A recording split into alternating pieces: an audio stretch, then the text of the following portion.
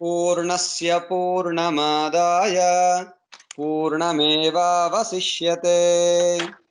ॐ ईशावास्यमिदगुं सर्वं यत्किञ्च जगत्यां जगत् तेन त्यक्तेन भुञ्जीथाः मागृधः कस्य स्विद्धनम्। ॐ काश्यपान्वयसञ्जातं नारायणपदाश्रितं श्रीमन्नारायणं वन्दे यतीश्वरश्रिजाजुषम्। ॐ अस्मद्गुरुभ्यो नमः। जय Sriman Narayana. Jai Shriman Narayana. Thank you, Yogandhar Swami, for starting with the prayer. Welcome with the Acharya's Mangala Sasnams. Yesterday, we have started this 2 days retreat and training.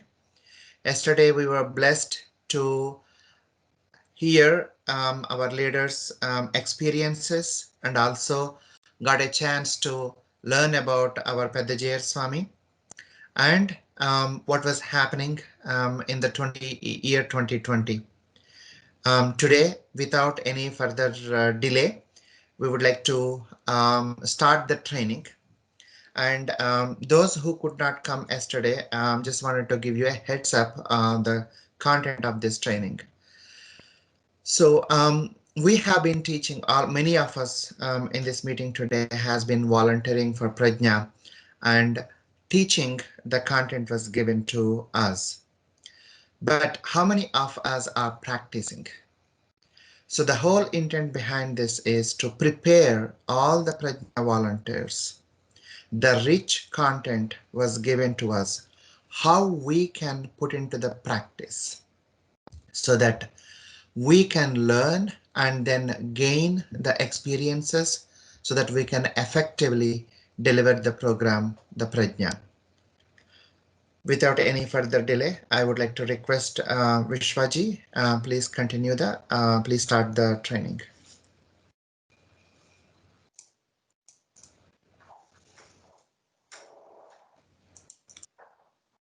Jai Srimanarayan, can you see my screen? Yes, Yes. Vishwaji. Yes, Andy. Om Asmadgurubhyo Namaha Apadamapahartaram Dataram Sarvasampadam Lokabhiramam Sriramam Bhuyo Bhuyo Namamyaham. Jai Srimanarayana. Thank you, Rajesh Karu, and thank you, everyone. Today we'll be talking a little bit about getting to success always, and the means that we have chosen is Adarsa Dinacharya. So before we go deeper into this topic, there's a lot of confusion I find among my fellow teachers and then parents in terms of what is Prajna. People pronounce it as Prajna because J, that's how you're gonna say it, and then it starts to remove the meaning of Prajna. And then Prajna, it has two parts to it, Nya and then Pra. So the way I explain to a lot of my fellow teachers and then also to the parents is Sanskritam is such a wonderful language.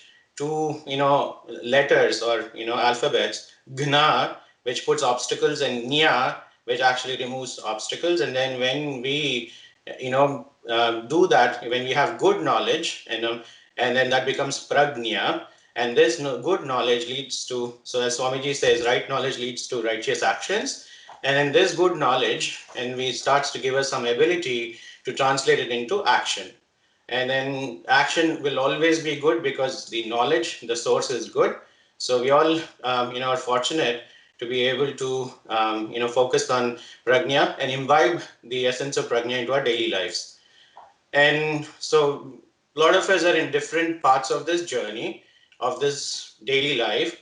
We are in this, Western world, and kudos to all of you. Despite being in the Western world, you're giving, a couple hours today and then a couple hours yesterday of your valuable and precious time to, just listen to people, share their experiences. and also, in the hopes that we get to a better state. This is an amazing, quality that you have, and then let's actually like try to, use that towards getting to success. And we'll go through this presentation, and then we'll leave a few minutes towards the end for Q&A. So if you have some thoughts in the interest of, we have a large audience, so we'll, please note those questions or keep sending them in chat, and then we can start to address at an appropriate time. Before we go deep in any topic in the business world, of which I'm a small part of, it starts to, we always ask the question, so what? What's in it for me? And then once I understand the so what, then you say, okay, this is going to give me something that I didn't have, or I actually couldn't get better at. And then you start to say, okay, now let me, allocate some of my time to it, and hopefully, it starts to become, translate you to a better state. So first, let's understand. Okay, we're talking about dinacharya, and even before we talk about dinacharya, understand what is the outcome of the dinacharya. How does that even help me? And maybe once you understand this, which is the comprehensive, section of this presentation, then we start to consider an alternative. And this alternative that we are considering is a time-tested alternative. And we'll also, explore why this is a time-tested alternative. And once you have considered this time-tested alternative, then it is but natural to take it to the next level and say, okay, I understand the outcome, the benefits of all of this. Okay, I know an alternative, and the hope here is that we have taken a trickle down version of what dinacharya of say great soul is, and then try to craft it to our individual lives. So take that trickle down version. Of that trickle down version, let's see if we can actually make small incremental changes, and then we can start to get the benefit of this entire dinacharya. With that, let's actually try to get into the understand phase or the comprehend phase. So a question that we constantly get is from kids is, why do we even have to eat? So given that we are in this digital world and where AI is so prevalent, let's actually use technology to see if we can get an answer of why do we eat. So like a technologist, I said, okay, we have, or most of you have Google Homes or Alexa or Siri. And then, so let's say we have a Google Home, and then you say, okay, Google, why do we eat? And then the answer that Google gave is, food is something that provides nutrients. Nutrients are substances that provide energy for activity, growth, and all functions of the body, such as breathing, digesting food, and keeping warm, blah, blah, blah, right? This is the definition as per Srinivasan Pillai. And if I find this in Yeah, can Mute if you are not intended so to. Andhra. Thank you. Thank you. So this is the answer that we got from Google, saying why do we eat? And food is it kind of made that inference, which is fantastic, that food is something that we eat, and then it started to kind of elaborate a little bit more. So that's nice. So then curious minds, we asked, okay, Google, why do we live, right? So if I translate all of this information into something simple, like a sentence, it says, okay, we eat, because we need to live. Then you ask Google, okay, Google, why do we live? And when I actually searched for this in Google, I didn't get a satisfactory response on home. So I said, let me search for it on the website, and then on Google. And it said the first link that came is, ask a grown-up, why do we live? So even for Google, with all this intelligence, it is not able to answer a simple question as to why do we live.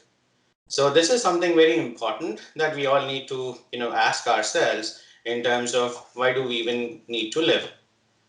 So since we all consider ourselves as grown-ups, at least from an age perspective, as our Swami says, we are all like, in 2 digits in terms of our age. Don't disclose your age, but let's say we have actually like all of us are in the 2-digit age bracket. And then so that considers ourselves as grown-up because our kids are in single-digit age brackets. So let's see if we can answer, right? So one of the most common answers when you actually again Google is we live to eat, and that's actually may not be too bad, right? So we live to eat and then we eat to live, so it kind of goes in circle, and then so it feels like yes, we need to eat to live, and then again we live to eat. That's fantastic. But our scriptures have said that this is not the right answer, and let's see why this answer is not right. And in this, modern day world, let's think about, some, contemporary object, which actually can give, from which we can draw inspiration why this particular question is not, or why this particular answer is not the right one. So we have an expensive car, and then if the expensive cars, if you say I bought this $50,000 car, $100,000 car, it's very expensive. I've used a lot of my life savings for that, and or I'm actually going in debt for next 7 years or what have you, to be able to kind of afford this expensive car.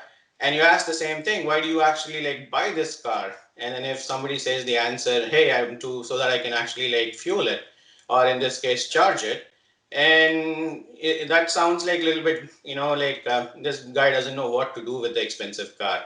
So is that really the main goal of all of us, to fuel the car, maintain the car, and then is that the real goal of an expensive car? Probably not. Similarly, we have this expensive car called our body, and then this body, the purpose of our body is not necessarily just to eat. So we all may be thinking, hey, I need to earn money. Yes, that's very important. Everybody has a different perspective on how much is enough. And then, okay, we earn money. So what do we do next? Good restaurants, we go to, fancy places, and then we actually like, have to kind of eat. So why not eat the best? And then we have to kind of, spend time. So why not we play games? This is virtual world. And then, or, when COVID lifts, hopefully, very soon in the next quarter or so, why not we actually go to a nice travel destination? And, some people say, all this, just let me sleep, like I'm actually too tired with all of this. So let me just, rest. So if somebody says that, the purpose of our living is just to, earn money, gratify our senses, then that's actually like not the right thing. And you would immediately correct that, saying, yes, that's not the only purpose or goal of having this precious life. So then the next question is, okay, then what is the purpose of my life? And a lot of times whenever somebody asks this higher order question, what is the purpose of my life? You find people looking up, as if there's some, answer out there. And then this particular gentleman is looking out there, and then he's seeing the Milky Way. That's a very nice picture, but really, even after looking at, there's people say, from your naked eye, we can actually see about 5,000 stars when they are like, countless number of stars, Bahuni, as Swamiji says. So we can see about 5,000 stars, but still we don't necessarily get the purpose of life. We may be able to search everywhere, and then we probably won't get the right answer in terms of what is the purpose of life. So let's see, what our purpose of life is. So, one of the sayings in our scriptures or what have you, or some people may say that my purpose is to attain success, and then so that's the whole reason why we are all here, saying I want to be successful, and then that successful term translates to siddhi in English or in Sanskritam, right? So success in English, and then it becomes siddhi, and then we'll learn about the dinacharya, but stay with me for now. So the purpose of life is success, right? Or siddhi. So next question that kind of comes to our mind is, how can I attain success? I want success, and how can I attain? So let's take a detour for just a little bit, and then I promise we'll come back to that question of how. So say we got an opportunity to act for a 1 minute, Game of Thrones or whatever, pick your fancy binge watching serial that you have. I think now the Queen's Gambit is the latest greatest, right? So just pick your fancy. You're making a move in Queen's Gambit, or you got an opportunity to to act in for 1 minute. You're gonna talk about it for the rest of your life. You're gonna tell about it to your friends, family, grandkids, hopefully, and all that, and then say, hey, I got to act in this one particular serial or movie. So that's actually fantastic. And if you got an opportunity to act for a minute in this 1,000 episode serial, and this is very popular, that's why it's 1,000 episodes, and then what will the best actor aim for? So if you ask this question, okay, you are basically 1 minute if you put yourself in the role or the shoes of the best actor in that serial, and what should that best actor aim for? And that best actor, probably, he will aim to make the director happy, right? So why, you may be able to kind of get more opportunities. Oh, this guy, even though it was just a minute of time in this 1,000 episode serial, he just killed it, right? So that's something that you find, right? It's saying it is not the quantity of time he was on, but it was the quality, and then he just came in and then killed it, and everybody did remember fondly. It was just 1 minute, not even 1 minute, it was 56 seconds, and then he just killed it, or she just killed it. So, and then if you make the director happy, hopefully that will open doors for, more acting opportunities if that's your passion, or other opportunities. So it's actually, it may feel like, yes, making the director happy might be a good thing. So now let's know the message from the one who directs this entire universe. So remember, we were looking up in the sky and then looking at the 5,000 stars with our naked eyes, and then we wanted to see, okay, what is the message of this one who directs this 5,000 stars, or the countless number of stars? So we all say yes, there's Bhagavan and all this. That's fine. I cannot see, but at least you can see stars. And then if you think about it, the whole earth is floating in air. If you just think about it, right? Just floating in air with no support. And then can we make anything float in the air without any support? I probably not, right? So it's very difficult, but earth is actually floating in air, and so are all of these grahas, right? So, and these are floating in air, and then so there's some big power behind. You could call it gravitational field or whatever there's a power behind which actually controls this entire universe. And let's actually see, and then we all know it's Krishna, so let's actually hear from the voice of Krishna in terms of what exactly should this particular person do if he got an opportunity to act for 1 minute in this whole entire 1,000 episode serial. And Krishna says the following: Yatah pravrittir bhutanam ena sarvamidam tatam swakarmana tam abhyarchya siddhim vindati manavaha. So, and this was in 3000 BC, 5,000 years ago. We all love to kind of quote Aristotle and others in terms of what success is all about. But Krishna, 3,000 years prior to anybody even talked about success, he already gave us the secret to success, right? So he answers two questions: what should we do to attain success, and how can we achieve success? So let's see what actually he says in terms of an English translation. So one attains siddhi through the performance of his or her natural occupation. Pay attention, natural occupation. So he's not asking us to kind of do something that is unnatural to us. Whatever comes naturally, do that, so don't actually force our kids. Or there was no, talking about forcing kids to doctors. You have to be a doctor, lawyer, you have to be a lawyer, or whatever right? So do your natural occupation, whatever comes naturally to you, but in a manner that is pleasing to the creator. So if a kid, he does what comes naturally to him, and in a very nice manner, his parents are going to be very happy, right? So similarly, we need to do what is natural to us, and then pleasing to the creator, from whom all the entities have come into being. So making our parents happy is great, but then if you are able to make the creator happy, and then from whom all of these living entities and non-living entities have come into being, or by whom the whole universe is pervaded, all pervasive, then he is going to be really happy, and then do that. Okay, that's very deep. Yeah, I don't know what to do, translate. And then like my 12-year-old, if I talk about all of this, and he says, he anchors on the word pleasing, right? He says, okay, pleasing, that's all I hear. We all have actually selective hearing, right? When somebody talks about so many things, then we just anchor on things that we like. And then so when I talk to my 12-year-old, he says, pleasing, pleasing, pleasing. So I want to do something that is pleasing. Okay, what did you get from all of this? I want to do something that is pleasing. Okay, let's actually for a sake of argument, run with that, thinking that you want to do something that is pleasing. So then the next question is, what does something pleasing translate to? So if you ask my 12-year-old, and then he says, okay, you said that's pleasing, so let's see, think it through and then tell me what does pleasing translate to. So in this world of millennials and acronyms and so on and so forth, I had to look these up. And then some of the things that were very interesting is Is the attitudes that drive us, right? So the first one is FOMO, and then a FOMO is fear of missing out.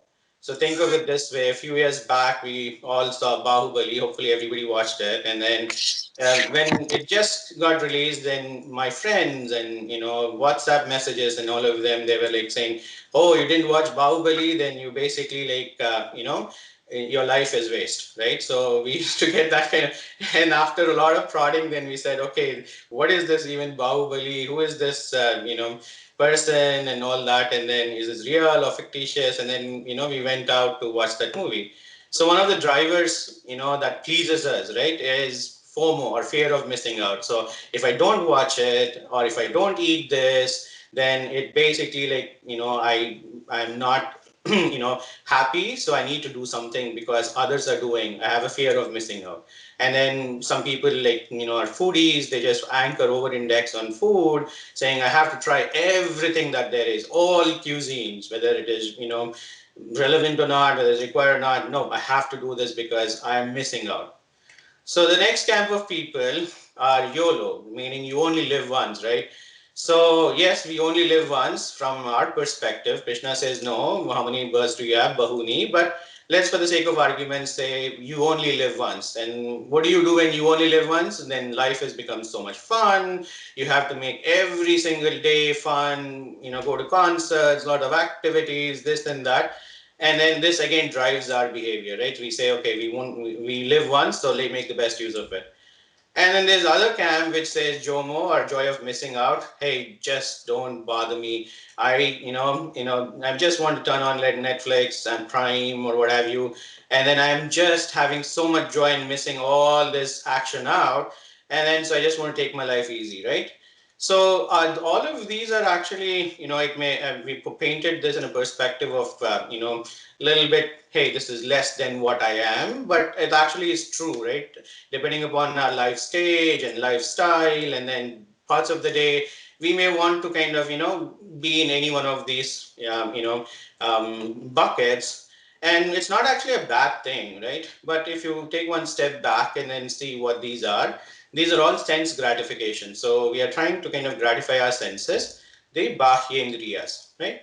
So then the question, when I asked my 12-year-old, okay, then, hey, these are all sense gratifications. Then I say, like, you should do them. And then he says, or when I was trying to talk to him that these are, a little bit beneath what, we should be doing, he was very upset. And then he was saying, his question was very, pertinent. And then he said, is sense gratification a bad thing, right? So say, for example, you go to the store, Costco, what have you, you have a young kid or like a kid in a candy store, you just like, there's so much going on, and then he just wants to get all of them. And then so he's actually like gratifying his outer senses. And then when you are actually at home doing nothing, you just don't want to kind of, do anything other than watch TV and so on and so forth. And then this is gratifying the inner senses. So his question to me was very relevant. He said, like, like this is more, broadly classifying what kind of senses do we gratify. And his question was, is sense gratification a bad or a good thing? So then I started thinking, yes, that's actually a very valid question. So let's think through. And then one of the things that we found in our scriptures is that sense gratification, it can be either enriching or diminishing. So, and as Swamiji, he talks about food, right? So, annam is actually can be both balam for you or can be poison. The same annam can be balam or poison. When you go a little bit, closer, and then it can be us or to plants or animals. And then with moderation, the sense gratification can be enriching. And without moderation, the sense gratification can be diminishing. So for example, if you have a fertilizer and then you want to kind of get good roses, you say, okay, I'm going to put just enough fertilizer, then you start to get beautiful flowers. You can enjoy them and all of that. But then you add more of the same, and then you say, I want, roses even better or what have you, and then you just dump fertilizer, then they start to, fade away. And then, so without any moderation, the sense gratification can be very diminishing. And then that's why we need to kind of start thinking about moderation, right? So what exactly is moderation, right? How does one achieve moderation? So there are two things that are prescribed to us. The moderation of external senses called dhammam, and then moderation of internal senses called samam. So external senses are what we, like the five senses that, we hear, what we see, what we feel, what we taste, and what we smell. So these are all external, senses. And then it is actually a little bit easier to kind of control or balance your senses, right? So you just say, okay, this particular girl, right? She's saying, okay, I don't want to listen, I don't want to see. So what is she doing? She's just, covering her eyes and then her ears with her hair, and then she's just saying, okay, whatever I have in my control, I'm able to kind of, so you're able to shut it off. So again, in our second chapter, and then in our LMIG, teachers, we haven't covered that yet, but there are multiple stages of Siddha Pragnitvam. And then the Siddha Pragnitvam, the easiest or the first stage, nothing is easy. Okay, the first stage, let me put it that way. The first stage is to close the outer senses. So this is Dhammam, right? So you channel the senses. And this is a little bit relatively easier when compared to controlling or channeling our mind called Semam. So one of the things that, and examples are given who actually is in different stages, 4 stages of Siddha Pragnatvam. So it's easy. So every day you open your windows, and when you open the windows, what happens? You want fresh air. So along with the fresh air comes dust. And when you have dust, so you can say, I'm going to close my window, so I don't want any dust. So that's great. But then you're actually also losing out all of the,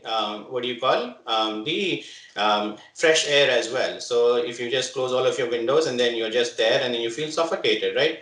So it's not that you need to kind of, shut off completely and you need to keep your windows open, and you need to let both the fresh air and the dust come in. And then you need to be able to kind of control, shut off your senses, the outer senses, and then the inner senses, the mind. And then the controlling of the mind or channeling that is Antah Indriya Nigranam, and one is Bahya Indriya Nigranam. And then both of these, controlling them becomes tapas. So, and then Swamiji kind of gives a very nice example. He says, for a person watching, say, now in a binge watching world, right? Like if you're watching 5 serials a day, then for a person, controlling from 5 to 4 is actually tapas. So, boga sankocham. So, whatever you're experiencing, reduce that little bit more. And then how do you reduce that little bit more? Through dhammam and samam. So you start to achieve some balance by reducing dhammam and samam, or by reducing your bhogas, and then by saying no. So this lady is saying no, I'm actually not going to do it, right? So having a lot more control. So when you control your senses, and then you actually through outer senses dhammam and then inner senses samam, then you start to practice something called tapas.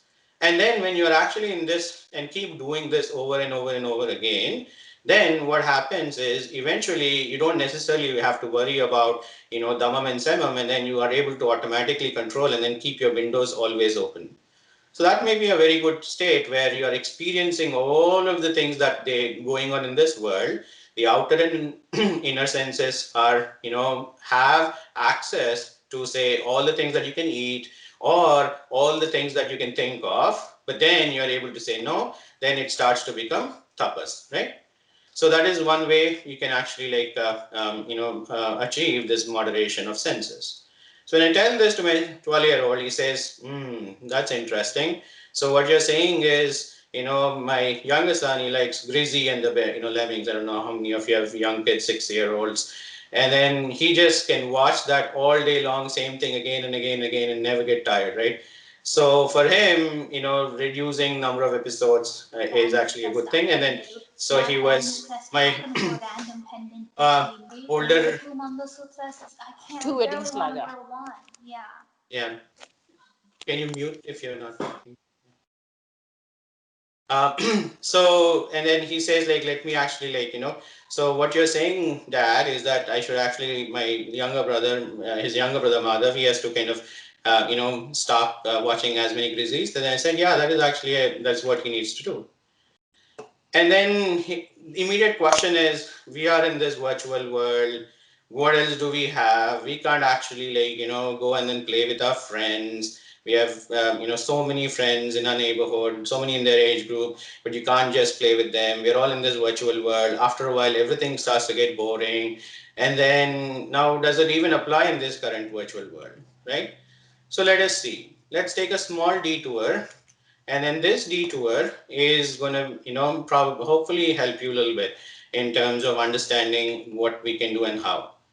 So broadly speaking, and you actually have this amount of time, and then people fall in three buckets. So you're either wasting time, doing all of, taunting others. So I tell my brothers, my kids, right? They always love to kind of, trouble each other. It's like Tom and Jerry constantly, right? And then it's just goes on and on and on, and then it's just wasting time.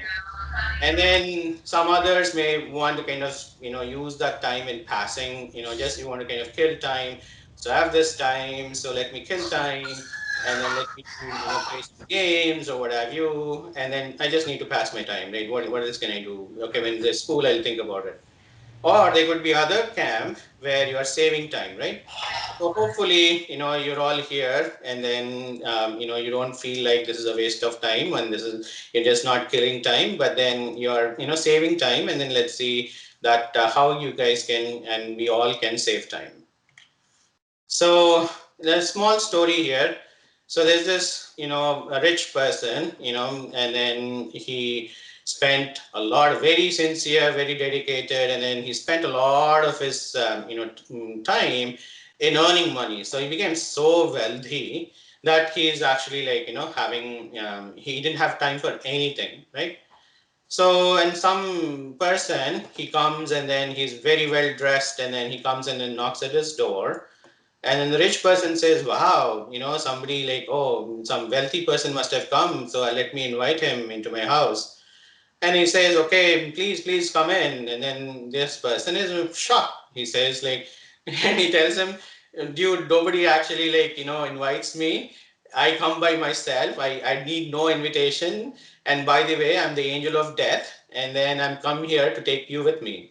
Then the rich person, wealthy person gets really, shocked. He says oh my God, now I've earned all of this time and I didn't get any time to enjoy. And then now when it is really about to enjoy, that's the time when I am about to enjoy.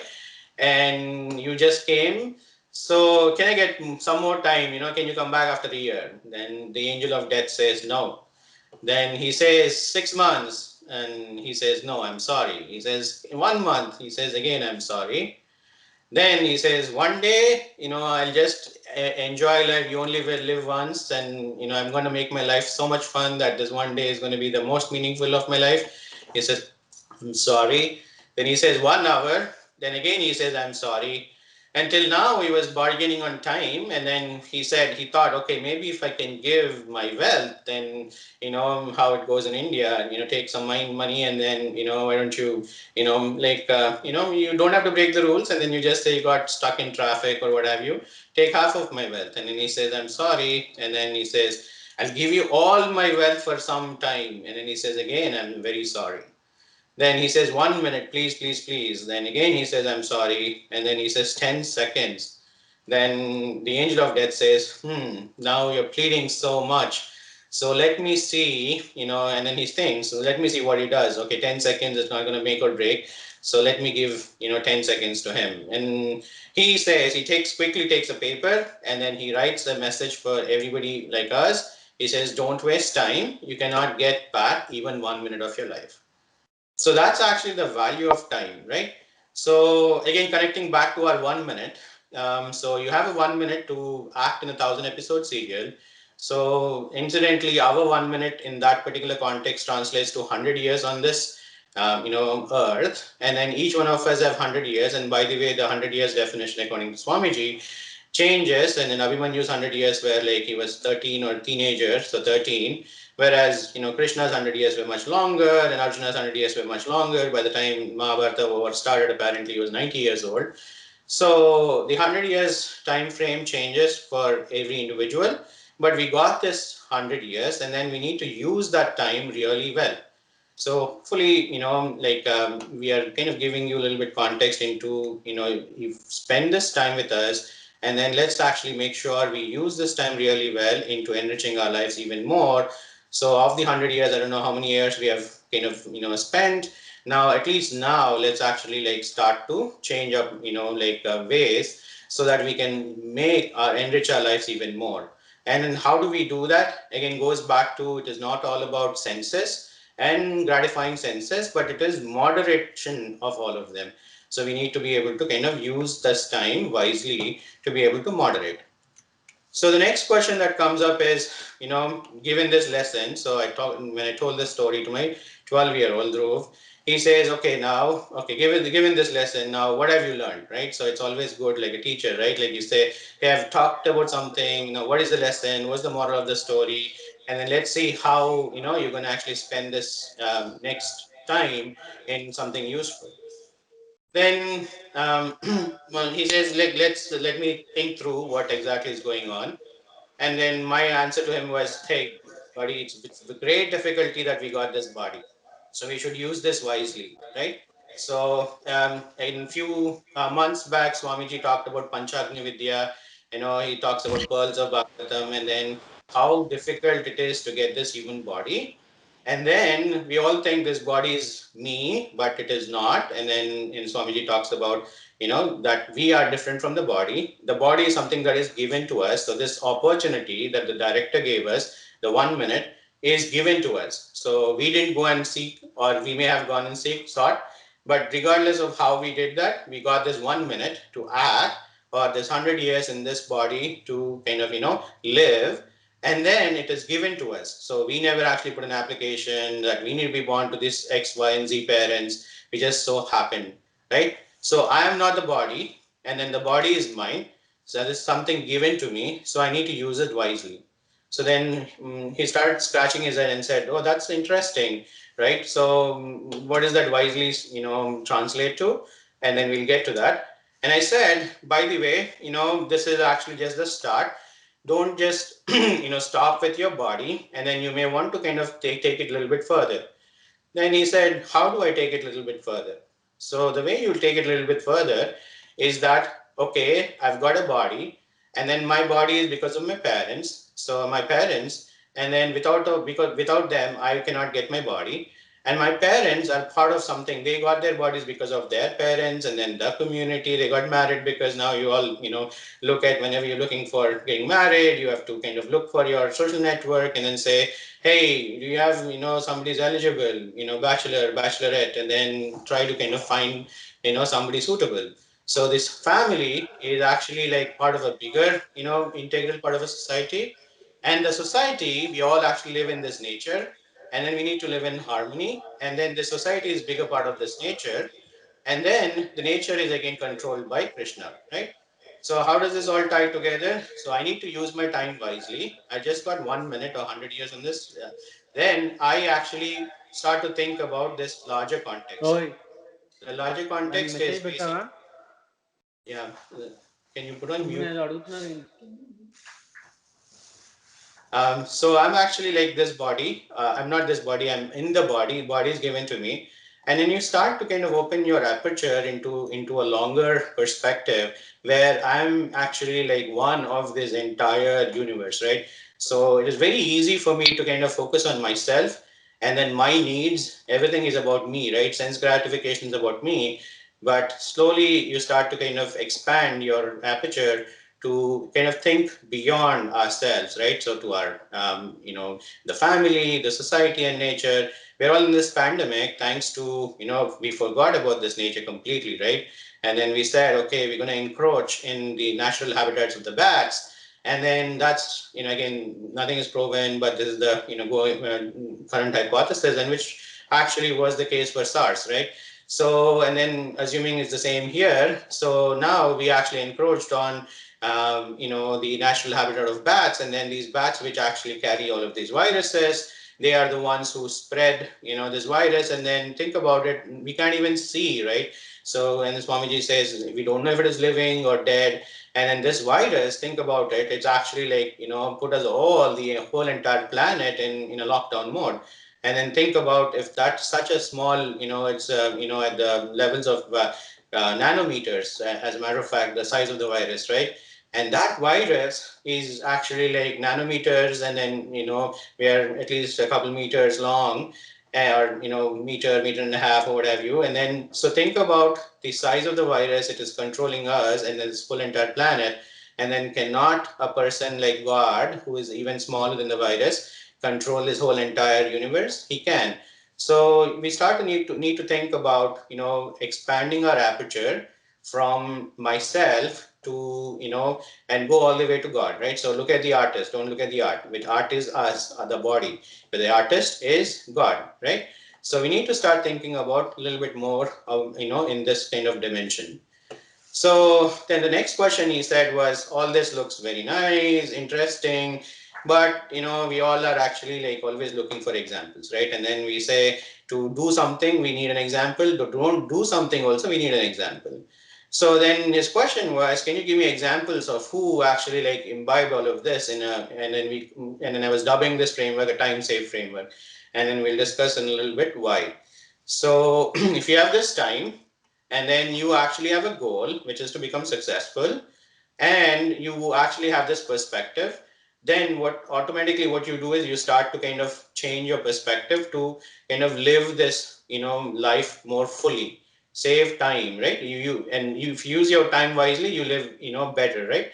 So you have only 1 minute, and then your objective is to, satisfy the ultimate director, which is Krishna. And then, so you want to be able to kind of, use this framework that I need to live harmoniously. So what if I actually start fighting with my family? Then that time is lost. What if I'm fighting with my society? That time is lost. Fighting with the nature like we are in, that time is lost. So you're not using that time wisely in developing ourselves. We are actually like using that time in a wasteful manner.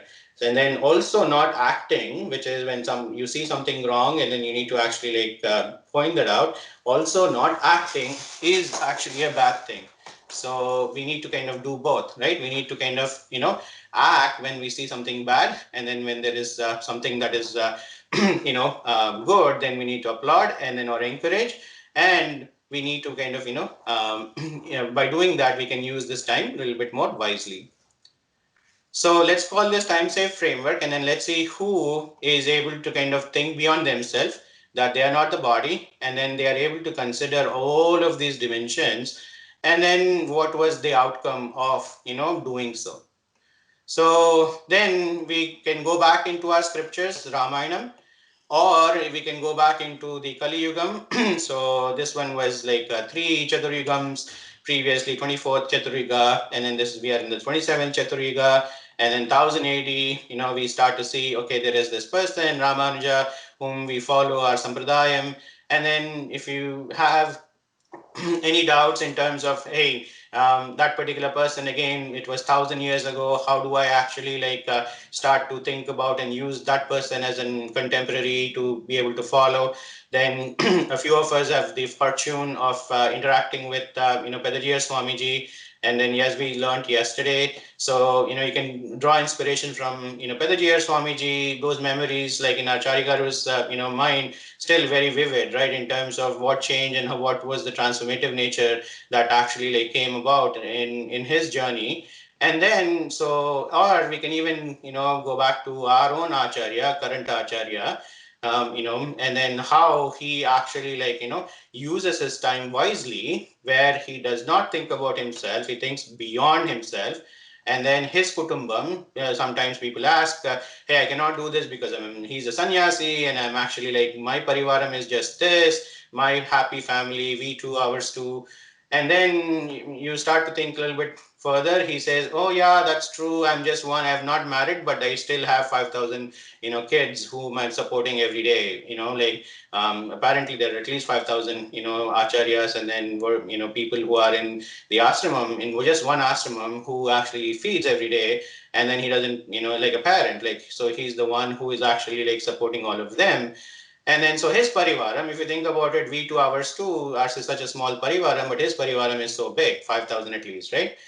And then, and he actually makes sure, like, his parivaram in the form of our dear Yugandhara Swamiji or our resident acharyas, wherever they go, they actually like start to say, hey, we are part of a bigger society, so let's actually like make sure whenever we are working in harmony, right, with the bigger society. And then slowly, like, that parivaram starts to increase, and whatever Swamiji does, right, and then all the practices. So everybody used to kind of mock, the practices, saying these are all moodacharas, right?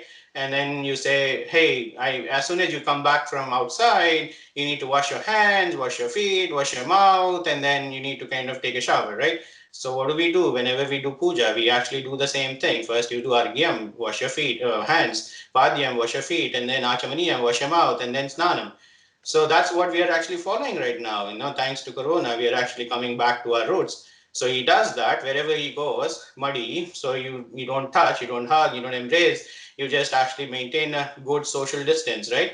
And you actually like follow all of that. So he does that, and then harmonious with the nature, and then always planting and making sure everything is natural, protecting the cows, and so on and so forth. So he actually like makes sure that we are working in harmony with the nature.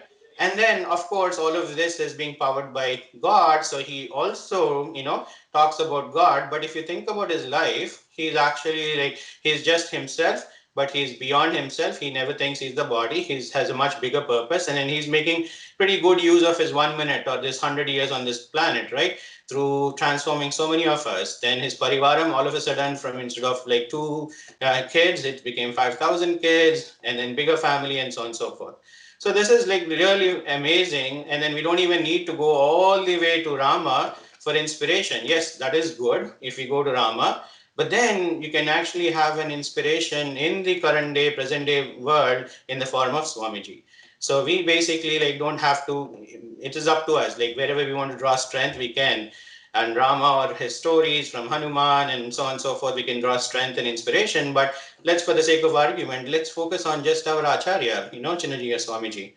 And if it is too difficult, he comes only once every year, or even so, this year he couldn't come. So how do I actually like draw inspiration? Fortunately, that is where all of us come together, right? So we, as current Prajna teachers, again, I consider myself as an aspirant, and I'm committed to this journey, right? So when, I was given this opportunity to say, hey, can you talk about Dinacharya? And then I said like, hey, I'm not a practitioner. How can I even talk about it? And then it was very difficult for me to kind of, if you're not practicing something, to convince somebody on what you need to do and why. So we started to say, hey, I am actually on the committed aspect of this entire journey. So let me actually talk more to the committed aspect. And that gave me some inspiration, saying we all, we don't necessarily have to be practitioners, perfect practitioners like our swamis, who actually are in this Vedic, who have, grown up in these Vedic methods. So all we need is some, desire or commitment. So let's say we are committed, and in due course, we hope all of our Prajna students are also committed to the journey. And then we can start to draw inspiration from our acharyas, and our students, they draw inspiration from us, saying, okay, this Prajna teacher, I love going to this Prajna teacher's class, because not only she knows a lot of stuff, but she also actually practices before what she preaches, or she practices what is right, and then she's aspirant, or he's aspirant. So that is what we need to kind of start to imbibe in ourselves. So then the next question was, okay, that's all great, and then, if I practice, still, there's so much doubt, right? Like into our mind, young minds especially, so much doubt. Anything that we want them to do, they say, starts to say no. So instead of bhoga sankocham, they say sankocham to all good activities, right? So they start to say no. And then, so it's a lot of convincing for them to do something, right? So let's say then the next question was, okay, what does this all do to me? This thinking where I am beyond myself, I'm not the body, I'm actually part of this bigger framework. When I understand this, what does it give me? So what does that give me is a very clear mind, right? So a mind, so there's a saying which says, poisonous food is actually okay, but poisonous mind is really, really bad, right? So, and then poisonous mind is even more, very difficult for us, because poisonous mind is, one cannot see, but say you have evil feelings or bad, things about, somebody, or you're upset about something, it all comes in the face. Like they say, the face is the index of the mind. And you see some persons, they're very, very pleasant to look at. Why are they pleasant to look at? They have a clear mind, right? So when you have that understanding of, we are not just the body, but we are much more, then we start to have clarity of our mind. And then this clarity of the mind starts to show, okay, you can see the depths of this lake and very clearly, and then you can see things as they are, and then you're in a very pleasant state. So this is what it helps us to kind of, follow this time safe framework, as we call it, where you are thinking not just yourself, sense gratification, but beyond that, and then making the best use of this 1 minute of time that we have on this planet, according to the one, the director, or 100 years. And then let's actually start to make best use of it. So then the question was, that's good. So this, you talked about the clear mind, but then how does the clear mind elevate? So I'm actually, in one side, I was annoyed by a lot of these questions. But then on the other side, I was very happy that it was very, questions were kind of, and this is what a critical young mind can give us, right? This is very difficult for us at this day and age, but we still can change. But the young mind is always very curious. So they start to anchor on something that we said. Okay, now you said you're going to help, it is going, all of this is going to condition my mind. But how does this conditioning of the mind even elevate me? Right? So you talked about success, that's great. But then now you talked about a, conditioned mind, that's great. But how does it even elevate me? So now let's see, how does it elevate us? So say we need to travel from Dallas to Orlando in a Ferrari, right? So, like I believe this is Ferraris are at least a few $100,000, and then it's a very fancy car. That's great. So, you want to travel from Dallas to Orlando, and then that's a long journey. That's great. And then since it's a very complex machine and there's so much going on, and then, it's not just easy to drive a Ferrari, apparently, the Formula Ones especially. And then so you need an able driver. And say, for example, you have a choice of 3 drivers, Ravana, Kumbhakarna, and then Vibhishana, right? So the question it was, like, which driver would you choose? So one driver, he's basically like very, very aggressive. So, he knows, and then as Duryodhana says, right, Janami Dharmam, and then he doesn't still want, I know what is right, but I don't want to do. I know what is wrong, but I don't want to leave it. Similar kind of mindset. He's just like full of rage and energy, all in bad directions, and just uncontrollable energy. And then so you give the steering wheel to Ravana, then what does he do? He just is going to go so fast, and then just for the thrill, right? And, so you just start doing things just because you get a kick, or for the thrill of the ride, right? So yes, maybe that's, some people want that. Or you can actually give yourself to Kumbhakarna, like you're going in a big truck, right? Like where you are pretty much it, and then everybody else is so small, next to you. You just don't care, trample upon people or what have you, sleep, drink and just travel, whatever. It doesn't matter. So that's the other kind of state where you are it, right? So, and then, so that's one, and the kind of mindset.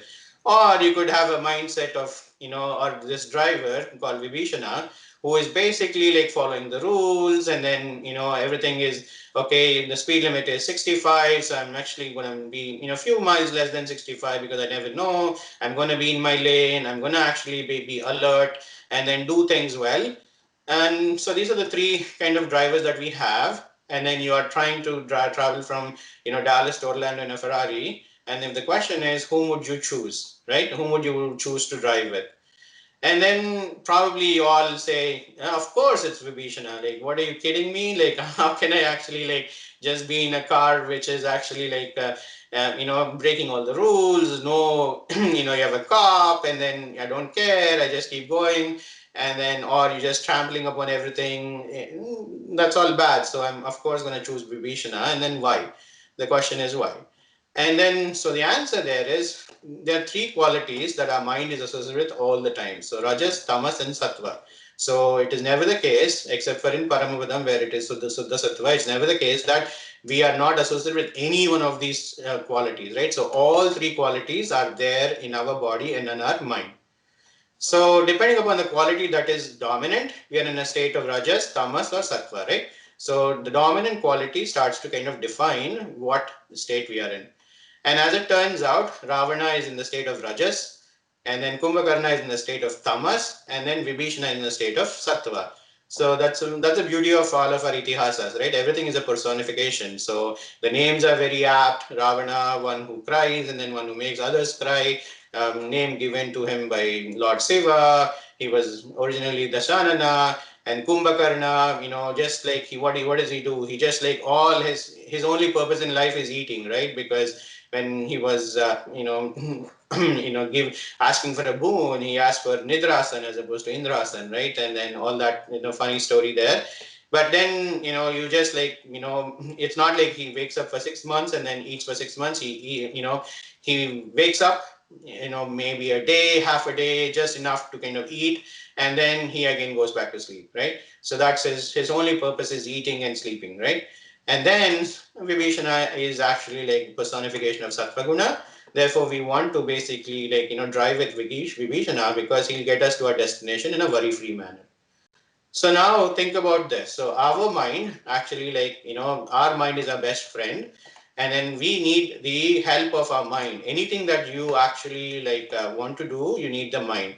So that's why yesterday we had the Satya Sankalpa session where we said, hey, Sankalpam, Satya Sankalpam, what does it actually really mean or translate to? Meaning whatever Swamiji, he actually does will. So where there's a will, there's a way, they say, right? But it is more than a way, but it is actually a realization of that will, which becomes Satyam, right? So Sankalpam is the will of Swamiji, and then that became Satyam because he is the one who is able to kind of convert every one of his will into something that is useful for both himself, maybe for less for himself and a lot more for the society. So we want to be able to get into that same state, and then the tool that we have is our mind. So mind is so important in making sure wherever we want to go or whatever we want to achieve, you want to actually have a conditioned mind. So and then with the conditioned mind, then hopefully one of these days we also will become called Satya Sankalpas, like our Pedaji or Swamiji, where whatever we aim for and want to do, we will be able to do. So that's about, and so hopefully like that answer some of the questions in terms of what is the use, the role of mind in all of this, and a little bit more color in terms of the mind and then all of this. So and he was very interested, so I said, okay, let's talk a little bit more. So Sattva, if it is the dominant quality, you are always in a state of tranquility. So when you have a boss, you want a boss who is actually like able to kind of calm you. Whenever you're agitated, I'm not getting this promotion or what have you, I'm not actually, nobody's valuing me, well, the work that I do you want a boss who is going to yell at you, or do you want a boss who doesn't care, or do you want a boss who is actually like, okay, let's think about how can I develop you, right? So probably you want somebody, with a calm mind, right? And then same goes with you. When you have people reporting into you, you are able to kind of, present that calm nature. So you are able to kind of help develop them. So sattva is whenever sattva is the dominant quality, then you are in a state of tranquility, or you eat a lot of spicy stuff or what have you, and then you start to become very anxious. Then you're in this state of anxiety where rajas is the dominant quality, or you eat too much food, or and then you start to kind of feel sleepy, and then that's where tamas is the dominant quality. So while all qualities are important, don't get me wrong, you need rajas during the day, you need sattva during, all the time where it is the driver behind, and you need tamas during the night. Without tamas, you cannot sleep. If you have rajas in the night, then that's very bad because you need to sleep as well. So, and then, but sattva, if you have that, and then if that's the dominant quality, it helps you to think very clearly, and it helps you make better decisions. So that is very important. So every minute of our life is actually a decision that we are making. You made a decision to come to this. You made a decision that, hey, this thing actually could be important, could be interesting to me. So let me actually I come here. Hopefully that's a good decision. That's a better decision. We think so, but time will tell. But in any case, so you started to say, and then I'm going to actually do something with which I can start making better decisions, right?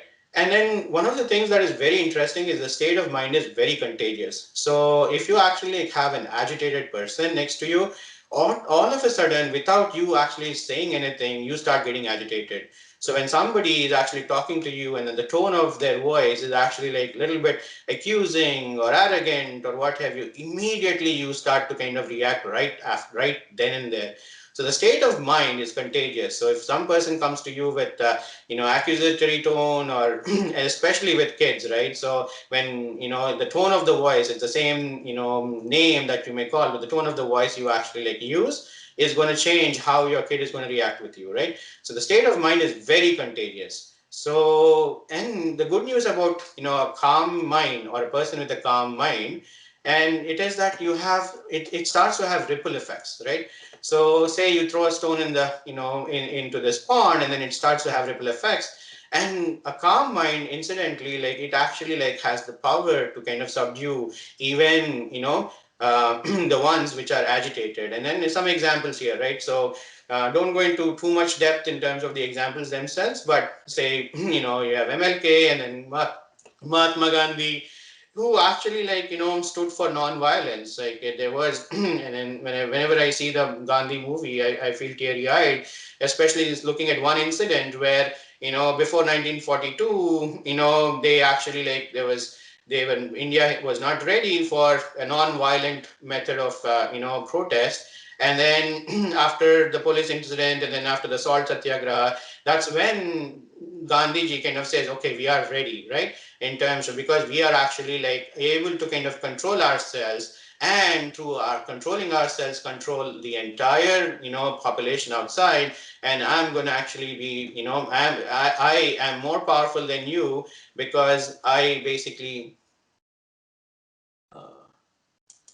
I'm more powerful than you, because I'm able to control myself, and then through me I'm actually going to control everybody else. So that's the power of our mind, and then the power of a calm mind. And whenever you have some calm mind, or and something that is very calming, such as nature, it starts to kind of push calmness into everything around them. So that's why Rama, one of the Adian, lost your screen share, and could you please reshare your slide? okay.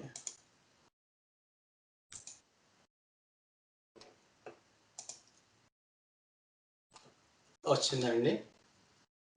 Yes, we got it. Thank you. Thank you. So the name Rama, right? So Ramati, Ramayanti, Iti Rama. So it actually means one who is happy, and then he makes everybody around them happy, right? So he has a very calm mind, no matter what may happen. Even he's called Jitak Krodha, because he's able to kind of get Krodha when he wants, and then leave Krodha when he wants. So he's able to kind of keep that calmness in him always. So that's why we take him as an Adarsh Sim. And then similarly, in our contemporary world, we actually use our Swamiji as our Adarsh.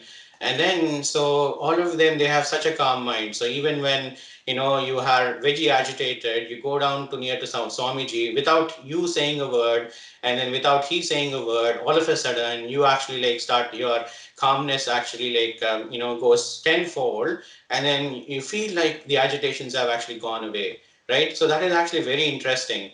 Another thing that we see in our scriptures is you see two enemies, right? So Garuda and then Adisesha. So one is eagle, a vulture, and then one is the the snake. And if you think about it, in our second module, we talk about the first story is Matadeva Bhava, and then we talk about how Garuda actually got Amritam, and then how he was able to get rid of or relieve his mother from bondage and slavery of his stepmom or her sister. And that's very interesting. And then if you think about it, they are rivals, right? So the vulture and the snakes are rivals. But when they come in the presence of Lord Sriman Narayana, so his Vahanam is a bed of snake, and then, or he lies in a bed of snake, and his Vahanam is Garuda. And both rivals are able to kind of peacefully coexist because always Narayana is Santamurti, and then he's the one who is able to kind of have calmness. Similarly, when we go in the presence of our Acharya, he starts to kind of emanate that calmness, and then that calmness kind of reduces our anxiety, and all of a sudden we start getting new energy, right? We new energy to do something. So that is actually very fascinating. And then if you think about it, if we're to kind of synthesize why we all actually feel good, and we all, without anybody calling and telling and all that, as soon as we hear Swamiji is coming, we all run to, see him, or, because of his calmness. And how does he get that calmness? From a very good state of mind. And how does that state of mind get, manifested? Because he has that five-dimensional, time-saving framework where he thinks much beyond himself, where he's not the body, he actually has a bigger purpose, and he wants to make the best use of his 1 minute on this planet, or 1 minute in that 1,000-episode serial, or his 100 years on this planet, to make it very fulfilling. So can we actually aspire to kind of, get some, it'll be nice if we can aspire to become him, but, not, maybe not for everyone, but can we aspire to kind of get some semblance of his calmness and then condition our mind, right? So that's the question that we may have. And so that's basically the question, which is, I want a means to calm mind. And is there a time-tested way to condition my mind? So this is, I would say, is the first section, where what is possible if you have a calm mind, and which is essentially like you can actually control yourself, you can control, people around you, and then you become Satyasankalpa. So all that is fantastic, and you do have some examples in contemporary life. So now, how are these people even getting there, right? So is there a time-tested way? So there is, fortunately, and that's where our Dinacharya comes. And again, these souls are great, and then they have grown up in a Vedic kind of a lineage, and then culture and heritage and all that. So, and for someone like who has grown up in that kind of an environment is much easier. For someone who did not, it's very hard. So that's, having said that, let's see what do they actually do, right? So this particular section will talk about a trickle down version of the Dinacharya, and in terms of what they do so that they can get this calm mind, and then hopefully we can also become some semblance of them through this Dinacharya. So let's look at that. So our day, it has two zones, an active zone and a sleep zone. So this is very interesting. So, like 12 hours, and then that's why everything in our scriptures in terms of time, it's actually like half and half, right? Night and day, the dualities, right? So we have an active zone and a sleep zone. So active zone, we do some work, and then a sleep zone, that is when we actually like R&R, right? Relax, rest, and RRR, they say. Rest, relax, and then rejuvenate, right? So you need both of these. So you cannot actually say, I'm not going to sleep, I'm actually only be in the active zone. That doesn't work. So you need some balance of both. So our day has two zones, and then let's focus a little bit more on the active zone, because that's what we can control. In the asleep zone, it is actually like we go through what we call as mini pralayam every day. So and then think about it this way, for a as a thought experiment. So when you're sleeping, do you even know what's going on? Like what somebody actually is moving around in the room, or somebody is actually like shouting or whatever. Nothing, right? So you just like sleep like a baby, hopefully all of you. And then what happens there is like a mini pranayam. You're actually given your senses away to some, your mind of course, and then some higher thing, and then you just like are in a deluge, right? So this is called a mini pranayam. So we'll not focus on this, we'll just focus on the active zone, and then and again, so this particular Dinacharya doesn't actually talk about the work we do, and then the work we do is interspaced across the entire active zone. And this just focuses on some of the additional practices that we could potentially do, And then initially it may feel very long, but then eventually it starts to condition our mind much better. So whatever we are doing as work becomes more productive. The same 8 hours starts to get productivity of 3 people, 5 people, right? So productivity is nothing but getting more from your existing time. So what it would be nice if one person, maybe you got some compliments saying, oh, this person, Rajesh ji, is actually like doing the work of 5 people, right? So things like that. So how is that possible? And then if you're productive, right? So all of this, and then let's go into a little bit of all of this, it starts to improve what we call as productivity. So the same amount of time. So one of the things that I tell my son is, hey, I got 24 hours, you got 24 hours, Warren Buffett has 24 hours, everybody in this world has 24 hours. It's not about who has more time. If somebody starts to tell you, hey, I don't have time, and then the answer should be, it is not about how much time you have, it's about how well we use the time. So these practices, dinacharya, hopefully starts to, help us in terms of, improving that productivity, where you can do 1 to 10 or 1 to 20. That would be even better, right? So, so let's see what those are, and then what are those things that our acharyas and then the Vedic people, they do. And again, this is a trickle down version versus the exact, and then this is so that we can actually like start to put our finger on and then say, yes, that seems easier, so let me make that change. So there are 7 different things that our Vedic scholars do in addition to what we traditionally do. Some of you are actually much further along in this journey. And so the first, it starts with Pratasmaraniyam, and then very early in the morning from Brahma Muhurtam.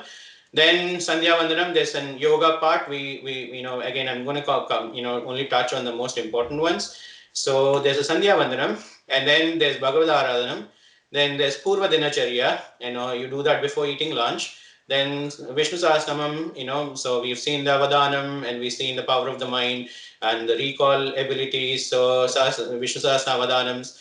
Then there's an Uttara Dinacharya that we do before eating dinner.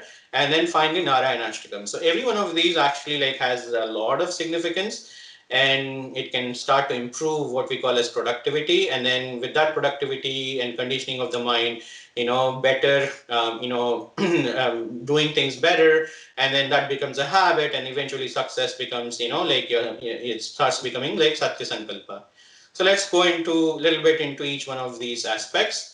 The first one, before we jump into any one of these, aspects. So the question here is, when do we charge our phone, and then when do we use it? So typically, we may charge our phone early in the morning or overnight and get it ready. But then that one charge that day, right, it is enough for us to kind of help us go through the entire day, right? And then think about it, like that's very amazing, right? You just charge it once and then you use the entire day, and again you charge it and then use the entire day. So if you want to do something useful and with that phone, you need to be able to charge it. So, and then that charge, and then after you finish charging it, after it finishes using that charge, then it needs a recharge. So you cannot say like, okay, I'm going to charge it once and then I'm going to actually like, let it run it for like 20 days, and that doesn't, happen. So if you're using something, doing something useful, you need to kind of recharge every single day, right? So what do we do? How do we recharge ourselves? So it all starts with Pratasmaraniyam, right? So most of you are very familiar with this. It starts with the Guru Parampara, then Hari Ashtakam, Krishna Ashtakam, Panchayata Stotram, Gajendra Moksham, and then Slokatrayam, Paratvadi Panchakam, Achiradi, Lakshmi Prarthana, and Hayagriva Stotram. So these are some of the things that we teach kids in Prajna Module 2 and 3. And then we also didn't cover some of the things that we do in Module 1, which is as soon as you wake up, you start to say, first, you start the word, start your day with Hari, right? And then Hari Ashtakam kind of talks about, the power of the name of the God, right? So you start to say Hari, and then, that is actually like gives you enough power that as if you have recited all the Vedas, right? So, and then it helps to cleanse all of the things that, you have. And before you step down, you start to say Namaste Priyadattai, Tubhyam Devi Namaste, right? And then you start to say, okay, before I kind of touch this ground, hey, Mother Earth, bless me, and then I'm sorry I'm stepping on you. And then you actually like rub your palms and then look at your palm and then say Karagre Vasudeva Lakshmi, and so on and so forth. So all of this, you're actually like we teach in module 1, where your day starts with Pratasmaraniyam. And this is no different for, our Vedic scholars as well. So if somebody wants to, follow their lifestyle to the T, then they also do Pratasmaraniyam. So by learning module 1, 2, and 3, it's very easy. And then doing that during the, early in the morning, it takes probably like 5-10 minutes, depending upon how fast you say. So this is something that you can actually like imbibe into our daily life. And then these 10 players, they help us to beautify our daily life. So every day we get recharged and then we are ready for action, for the whole entire day. And that action has to be in something very meaningful ways, right? So let's see what that meaningful ways are. So the next one is called Sandhya Vandanam, right? So people say, oh my God, it's 3 times a day. And then, like, oh, you have to recite Gayatri. Oh, you have to do that, this. It's very difficult. Yes, it is, right? And then who can do, even Sitama actually does Sandhya Vandanam, right? So if you read Ramayana, you can see that Sitama also did Sandhya Vandanam. So it is not restricted to, men only and so on and so forth. And then, praying to sun, what that sun, and so on and so forth, right? People always have this to kind of not do something. They have so many reasons.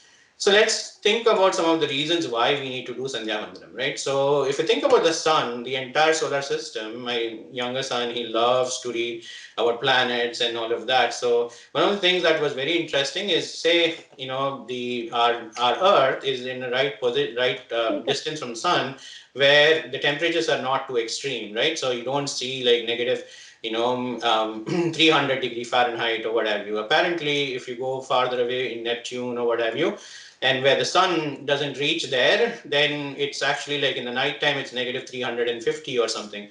So it's very extreme for life to live or life to happen, right? So everything that there is on this planet, actually, if you think about it, it is powered by the sun. And then one of the things, the scientific reasons why we are vegetarians and we should be vegetarians, is all the energy that we get is from the sun. So sun actually like powers the plants, and then if we are actually vegetarians, and then we eat, all the leaves and plants, and so that actually the amount of energy that is we get from the sun is almost like, you cannot directly get the sun, a little bit of it through vitamin D and by exposure to sun, but you cannot get the energy directly from sun. You don't have an, solar panel charged to your body. That would be interesting to kind of run our, daily life with a solar panel, but that doesn't happen. So the nearest we get is through the plants, right? So which is one level of interaction of getting the solar energy. So then if you are non-vegetarians, then it is actually 2 or 3 indirections, right? So that's why we say from a scientific perspective, all the energy that we have to do anything is coming from the sun. Therefore, being vegetarians is actually a very good thing to do. There are other perspectives which we can cover later in terms of the length of the intestine and all that. But for time being, let's actually look at, what powers us. The power from an external perspective, sun actually like powers the entire solar family. It's not just the Earth, and it's not just me and you, right? All of the beings on this planet, all of the trees, all of us, and then it is all powered by sun. That's very interesting, right? So if there was no sun, then probably there's no life. Not probably, there definitely is no life. And so it actually like, from an external perspective, it powers us. But think about it, sun is there, but then you actually have clouds. So you're not able to kind of experience sun as much. Immediately you start to feel gloomy, right? You say, today is a gloomy day, it's rainy, I don't feel like doing anything and all that. So it actually like sun helps to activate our inner core as well. So from an external perspective, it gives you all the energy, but then inner core, even your mind, it starts to act on your mind and it activates your inner core. So that's basically one of the reasons why we actually like have to pray to sun, but or the Narayana or the Tattvam that powers the sun. We'll get into that slowly shortly. So then that's the one of the reasons why we actually like choose sun as opposed to any other object there, right? There's so many other things where Narayana is everywhere, but then why do we actually like pray to sun? Because he is Pratyaksha Narayana. And then we actually like look at, okay, when we, again, going back to our window construct, right? So if you actually open the window, then dust falls. And then when there is dust, you want the window to be open, you want the dust to come in, or you want the fresh air to come in, along with it comes dust. So you need to start cleaning. Say you don't clean everything for, days and days together, then automatically this dust becomes so much that you can't actually like start to see anything. Nothing is clear. So that's why we do thrice, and then how long and how often, pretty much every day. Like how when do you have to eat? How can you eat once and then use that energy for like 3 months? Probably not, right?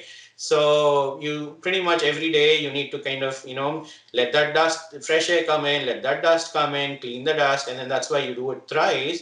So you are cleansing both your outside as well as the mind.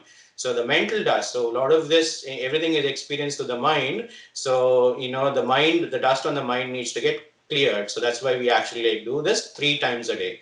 And how do you do this? Essentially, like you're showing gratitude. Like, what does the sun need from you? What can we even give to him, right? He, like you say, hey, sun, the most important thing for me is water. So if I don't have water, that's a life force for me. I cannot survive. Yes, you are there, but then if I don't have water, then I cannot live. So the most essential thing for me is water. So let me actually give you water. So that's what you're doing in terms of showing gratitude. So you actually like offer water 3 times a day, and then what do you say? You can say thank you in a very nice, simple manner, or you can actually like, since we're all Prajna module 1 and further along, two simple slokas, A Surya Sahasrams and Dhyayastada. So yes, this is for the common way. This is like, and then how long does it take? A few, 30 seconds probably for both of these slokas, and then some little bit of mindset. So it doesn't really take too much time if you're just doing this activity called Sandhya Vandanam, where 3 times a day you are actually like thinking about sun. And then it makes you a little bit more humble, saying, okay, I'm actually one among so many people. I'm the one who is getting the energy from the sun. And then through, again, looking at that, phrase of look at the artist as opposed to the art. The art is the sun and an artist is God. So let's actually look at the God. And then who powers him, and then that's why we say Narayana Sarasajasana, Madhyavarti, who actually lives, who's in the center of the sun, and who powers the sun. So let's actually pray to him, and then the sun as an object. So let's pray to both of them, and that's what we are actually like saying. And then how long does it take for us to do these two things? Not too long. So this is something that I think we can start to incorporate wherever you are. All you have to do is 3 times a day. Think about the importance of sun in our daily lives. That's the most important graha, if you will, right? So that's about Sandhya Vandanam. So that's one of the things that the kids do, and then which we also can imbibe into our daily lives. So we talked about a little bit about morning prayer, Pradasmaraniyam, then Sandhya Vandanam. Then let's talk about the third step, which is the Bhagavad Aradhanam. So the Bhagavad Aradhanam, it's actually a beautiful process. It may feel like it's going to take very long. There's Laghu Aradhanam that people do, and then it all depends on how much time you have. And again, it is not about checking the boxes, but the quality, right? How much quality time you're going to spend on each one of these activities. So it all starts with something called asadhana. So if you want to do any work, first you have to plan for it. You have to prepare for it, right? So you just don't, if you want to cook some nice dish, you don't just say, okay, I'm going to cook this nice dish, and then every time you need something, you run again, right? So you just bring all of the ingredients together so that at the right time, you have to add salt at the right time. You have to kind of, cook at the right temperature. You have to get the right ingredients in the right proportions, all of that. So you prepare for puja, and this is called asadhana. Then comes the Aradhana. So there are 16 different services, which is called Shodasa, Shodasa, right? So it is 6 plus 10, so Shodasa. Upacharams, right? So 16 services. So we actually do that as part of Aradhana. So you invite people. And again, this is something that we probably do it even in this pandemic, right? You come from outside, you've done, been in a place where, you went to the grocery store and then you came back. So what do you do first? You wash your hands, right? And then, yeah, please don't use sanitizer, just wash your hands. So wash your hands, and then, now maybe like, you want to wash your legs, and then, wash your mouth, and then take a shower, especially if you have a lot of people around you. And after you take shower, you put tilakam, you dry yourself, put tilakam, and then you actually like start to like you want to kind of get a pleasant state of mind, enjoy some fragrances, and then eat something, some snack, and then later on big meal or what have you, depending on the time of the day. All of those, like, you're not doing anything different from when you actually go out and come. So these are the 16 services that you can actually like offer to God, right? So this becomes the Aradhanam. Then depending upon time, you can either do 8, 18 or whatever, like the prescribed number. I will, let Yugandhar Swami talk about, what is the right number. But, as you have time, you recall 108. So Ashtottara Satanama means Satanama Sata means 100, and then after that 8 Ashtottara. Right? So 108 qualities of Lord in his concert. And then when you're reading those, then you start thinking about those qualities, and then thinking about those qualities, start to kind of imbibe some of them into ourselves. Then you do the Seva column. So especially during this Dharmasam, we do all these 3 T's. Definitely do these 3 T's, and then if you don't have time, then people, they do the first and last pasurams or the star pasurams and Tirupavai. So there are ways you can actually kind of do Lagu Aradhanam, but still do. So the idea here is that don't leave this. And then if you have to do, you can try to take a mini version of it and then slowly keep that as your practice. And then eventually what it will happen is, as you have more time, or as you want to do something like in Dhanurmasam where you have a little bit more time, pandemic world or what have you, then do the whole thing, right? Then you do Naivedyam, which is offering food. And then while you're offering food, you actually sprinkle water on food.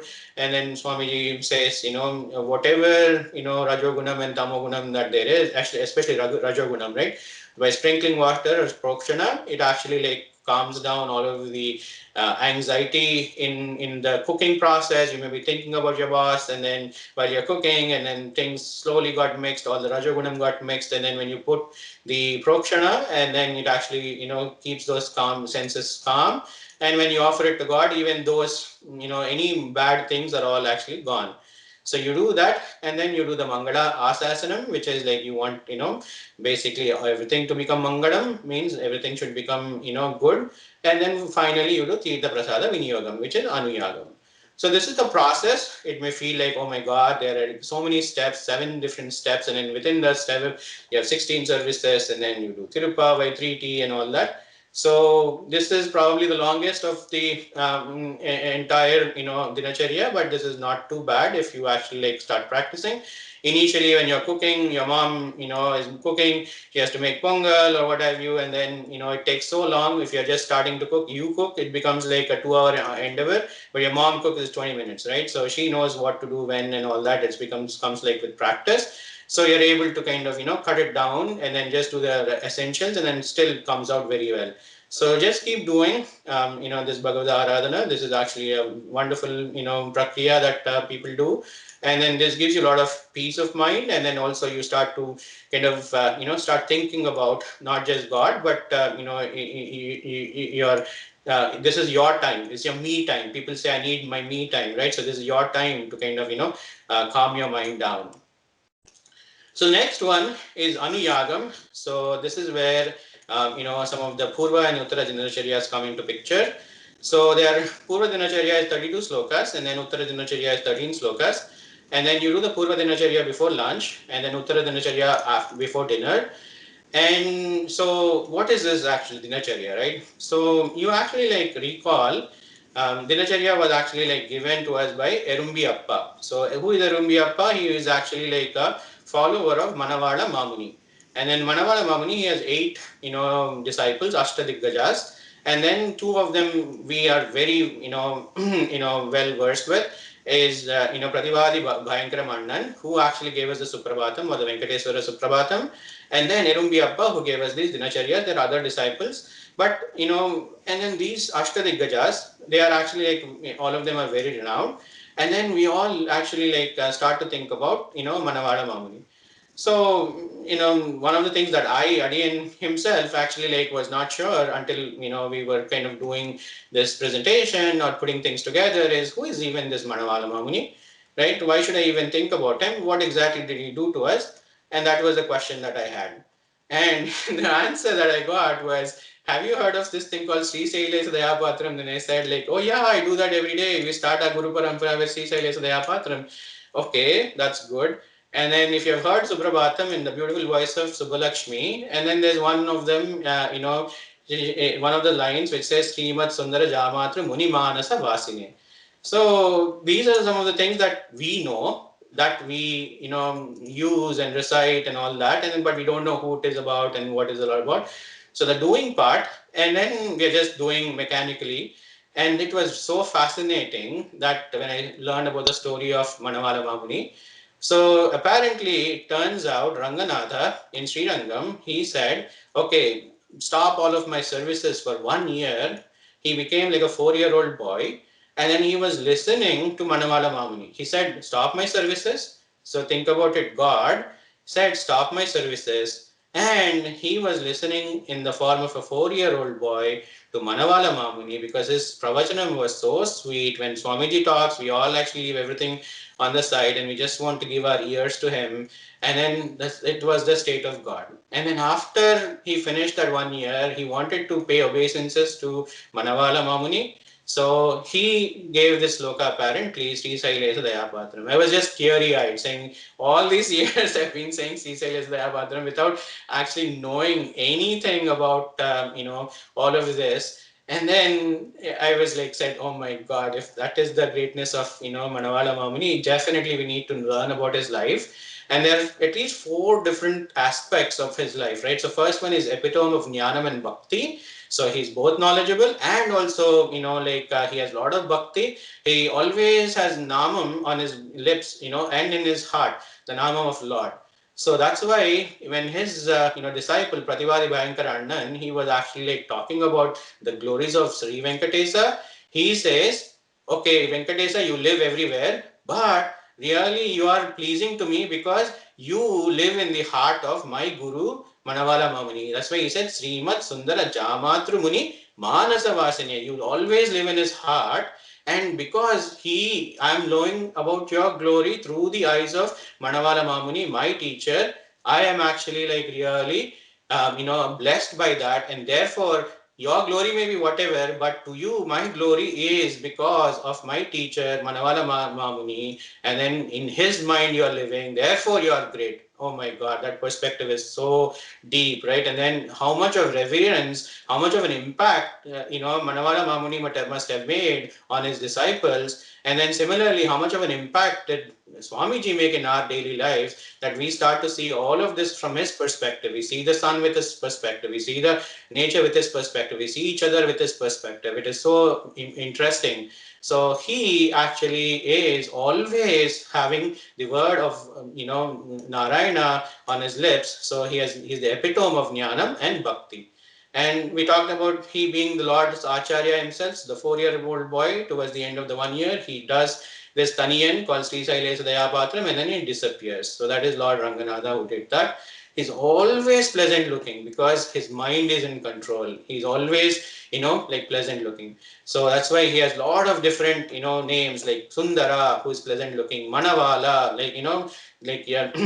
we are all apparently very, very pleasant looking when we are about to get married. So he's like Manavala, Alludu in Telugu, and then Ramyaja Mataram. So I don't know the meaning of this, but anyways. So the Manavala is very interesting, saying, he's like, one person who is in that stage where he's so decorated, is so beautiful to look at. His lip movements and all of that is so, nice to look at. And then he has this 8 disciples called Ashtadiggajas. And then even Krishna Devaraya, seeing him apparently, had Ashtadiggajas, 8, famous, poets and Diggajas, of one of them is Tenali Rama that we know, and apparently even Akbar actually was inspired by Krishna Devaraya and had 8 Diggajas, right? 8 people. Birbal was one of them. So interestingly, it all starts again with our Manavala Mamuni, and then he has his Ashtadiggajas. And then when I just learned about his, glory and then what he contributed to our, world, it was just, so fascinating. I said, okay, I immediately downloaded, this Purvacharya, Purva Dinacharya, and Uttara Dinacharya. And then my goal is to start learning these and then, recite them. Yes, 32 slokas will go very fast, but this is going to be very interesting to kind of, add an interesting addition to my own personal life, where I'm actually after learning about this, I'm fascinated to add this to my, daily routine, if you will. So that's basically the Anuyagam. So this is before you start eating, either lunch or dinner. And Anu, it means it follows, and Yagam is worship of God. So that's why it's called Anuyagam. And even if we are not able to kind of, follow all of it, just by remembering these great people, it immediately calms our mind. And then a calm mind, like clear water, it starts to kind of, you see clearly, and a lot of ideas come, and then you start to kind of, reap benefits, high productivity, and then become Satya Sankalpa like our Pedaji or Swamiji.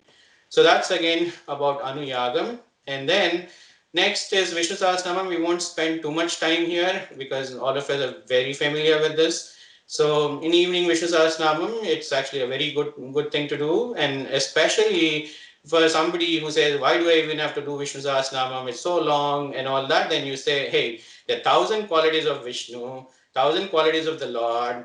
Whether you want to call him Vishnu or whatever, doesn't matter. But 1,000 qualities, and those are 1,000 boons. All you're asking for is 1,000 boons. Why don't you then actually chant these 1,000 boons, and then think about the energy you get after finishing chanting Vishnu Sahasranamam properly? And then if you have to do it samuhikam, it becomes you get energized even more, and all of a sudden all of your rajo gunas and tamo gunas go down, and you're energized by doing Vishnu Sahasranamam. So that's again doing that during the evening time. And then we have three things that we do: Guru Parampara, Lakshmi Ashtotaram, and then Vishnu Sahasranamam. Within that we have Purva Pitika, the main prayers, and Uttara Pitika. Again, not going into depth of any one of these.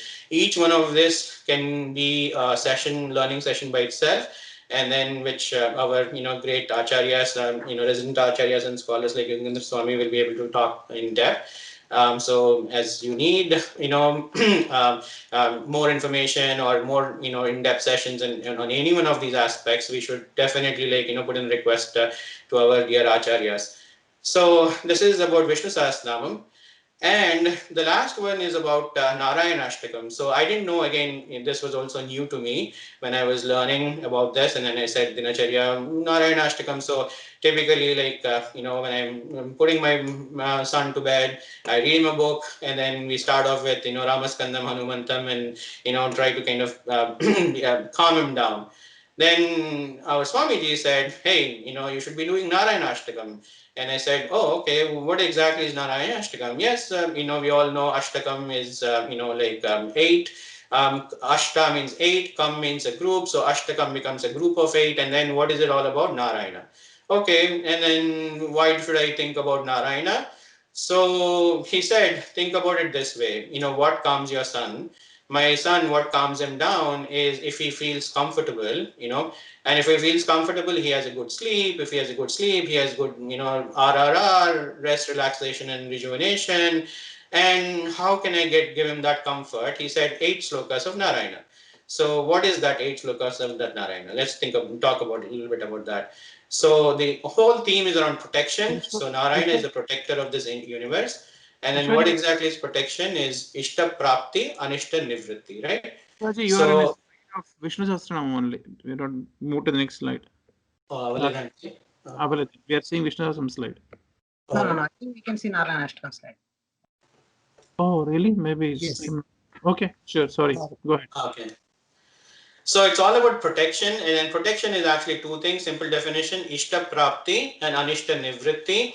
So obtain that which I like, and then distance from things that I don't like. So these are the 2 dimensions of protection. So we all feel, we all, want to get what we like, and then we want to kind of distance ourselves from, things that we don't like. So this is what essentially protection translates to. So protector apparently has 2 qualities. So one is compassion, and then one is ability, right? So you may be very compassionate. You say, hey, I have such a big heart. I want to donate to Jet. If only I had $1 million, I would donate to Jet, right? And then, so that's actually helpful, but not really useful. And then, so that's a lot of compassion, but not really, helping. Then you have the ability, you're a millionaire, but then you don't have compassion, you don't even give. And I'm just giving Jet as an example. It can be to any, giving back to community kind of service. So you have the ability, but you don't have compassion. That's helpful, but not useful. So the ability of a person who actually controls this whole entire universe is called Narayana. Naras are the entire universe, Ayana is controlling. So Narayana is the one who actually can control this whole entire universe. But we just don't want to kind of talk about ability and then say, we always want compassion associated. That's why we say Sri Man Narayana. So Sri, compassion coupled with ability is what I need to have. So you always think of the protector as, having Sri on his side and then Narayana. And then so together, this, divine couple are going to give us the protection, and then which is essentially give things that we like and then remove things that we don't like. And then this protection is based on a quality called Artha Trana Parayana. So what exactly is this Artha Trana Parayana? Let's think about this in the reverse for English. So he who prioritizes Parayana, so Parayana is prioritizes protection, Trana, to all the seekers, Artha. So, okay, that's fantastic. Like, so if it is a priority, then you actually that is, when it is a priority, then you do it, right? So that's why we want this particular person called Narayana to prioritize and then we want only him because of his ability, and he wants him to give us protection, which is Ishta Prapti, Anishta Nivritti, and I am a seeker. So this Ashtaslok, Narayana Ashtakam, what it talks about is there are apparently like six different, individuals or stories that you can recall in terms of the protection that we get in their lives. So for example, Dhruva, right? So he basically he comes, he was sent away by his, stepmother Suruchi to the forest, and then he actually gets the mantropadesam from Narada, and then he finally gets to, and the Narayana comes to him, and he may have some idea about what he wants, which is essentially his father's lap. But then think about the compassion and audaryam of Narayana. He says, okay, I'm going to give you the position which is so high. Polaris, the pole star, is the Dhruvatara, which actually is like people say, what is your North Star, right? Essentially, you're saying, what is your Dhruvatara? And then North Star translates to what you want to kind of your direction that you want to head. So you have Dhruva, who actually is only asking for something very small, but then Narayana has big hands and big heart. So Audaryam is actually one of the gunam that is actually demonstrated here. And Narayana gives so much of things to Dhruva, even though he says, after seeing Narayana, he says, I don't even know what to ask. I don't want anything. I saw you, that's enough. But Narayana, he does not want to, he's not satisfied with that, so he gives. So think about the protection, Ishta Prapti, right? So what he actually wanted was very little, but then he got so much more because of the Audaryam of Narayana. So that's one aspect that you recall. Then was Prahlada, right? So here, Prahlada was constantly thinking about Lord. So even when he was apparently thrown from the big mountain, down, he was actually holding his heart. And then people were surprised, why is he holding his heart? And then he says, I want to kind of protect my Lord who is in my Hridaya Kamalam, and then who is inside me, I want to protect him. I may be, in whatever doldrums, but whatever, but I want to protect him. So that was the, that was the kind of bhakti Prahlada had. And then, so here Anishta Nivritti, right? So, which was actually like Prahlada wanted, for him, Anishtam was his father, to kind of, not say he was God and all that, and then get, Ishtam was his father, get protection from his, Bhagavan. And of course, like from, bodily sense, and you don't want to be harmed. So, Anishta Nivritti. So, Bhagavan comes and then he tries to remove all of the bad things for you. Then Gajendra, right? So Gajendra, we all know the story of Gajendra. Prajna module 2 is always, caught up in a crocodile and all of these, so many different, things that we go through every day. And then so many, clutches, if you will. Everything is actually like needing our attention, distractions. And then we just, once we pray to Narayana, then he comes and then he actually rescues Gajendra from all of this. So this is again Anishta Nivritti and then Ishta Prapti, both of those. Then Ahalya, so much of compassion, So he actually, like, Ahalya never asked for any of it. She actually willingly did, sinned. And then he comes with his, lotus feet, and then he comes and then he actually, like, resuscitates her from, the dirt, and then he, helps her to kind of get back to heaven, and then, meet with her husband. And so Ahalya again, both, Ishta Prapti in this particular case and Anishta Nivritti move away from her current state. That's in the protection there. And Vibhishana, like, he actually, like, is oppressed by his brother. He has such a, big generous heart of saving all of the people. And then he basically, like, talks to his brother, and then his brother says, like, hey, I'm going to throw you out of the kingdom because you are actually, like, it's either my way or the highway, right? You see that a lot. So it was pretty much the highway for poor Vibhishana. And then he came, and then Rama gave protection despite he being, an brother's enemy, without even talking. Like, even when he had so much opposing forces in terms of Sugriva, he says, I'm going to actually give you, and then again, an incident of Ishta Prapti, which is both, giving him the kingdom, making him the king, because he was the, we want Vibhishana in our steering wheel, right, to drive our car or our mind. And then so Ishta Prapti was so that, he could actually take care of the country called Lanka. And then that Lanka, because, Sita Devi was there, became Sri Lanka. And then so, Vibhishana is basically like, he got both the Ishta Prapti and Anishta Nivritti, which is like, take away an oppressor, a tyrant in the form of Ravana, who not only like tyrannizes his own kingdom, but pretty much the whole entire world. So, that Anishta Nivritti goes away. And of course, we know the story of Draupadi as well, who actually, like, again, here it was Anishta Nivritti. It was a big aspect there where he gives Akshaya, vastrams to Draupadi. And then, so, she didn't know how the protection part she needed. All she says, is, please, Lord, protect me. And then she actually, like, this, and then the Saranagati there, again, the big topic of, how Draupadi did Saranagati, where she leaves both of her hands. So she kind of, leaves all the ability in protecting herself, and then she just raises both of her hands and then says, hey, Lord, please protect me. And then, when you do that kind of Saranagati, where you don't actually, like, try to be in the driver's seat and then put Lord in the driver's seat, then it starts to turn into an Akshaya Vastram, or giving you protection in the form that you need as opposed to you ask. So what would be nice if we can get our needs fulfilled as opposed to our asks fulfilled, because we don't even know what to ask. So you have this kind of an incident in form of Draupadi. And these are the 6 different ways that, and 6 different incidents that Narayana gives this protection, which is Ishta Prapti and Anishta Nivritti. And then this is all beautifully captured in Narayana Ashtakam. And when we start to recite this Narayana Ashtakam, this becomes, something that we start getting into the comfortable laps of our, dear parents, right? And then once you get into the comfortable laps of your dear parents, you sleep well, and then get your RRR, and then again you are recharged, because you need that recharge so that next day you can again do, activities in a good manner. So that is basically, one of the last one of the, one of the last steps that, is recommended or prescribed. Again, all of these, they help condition our mind.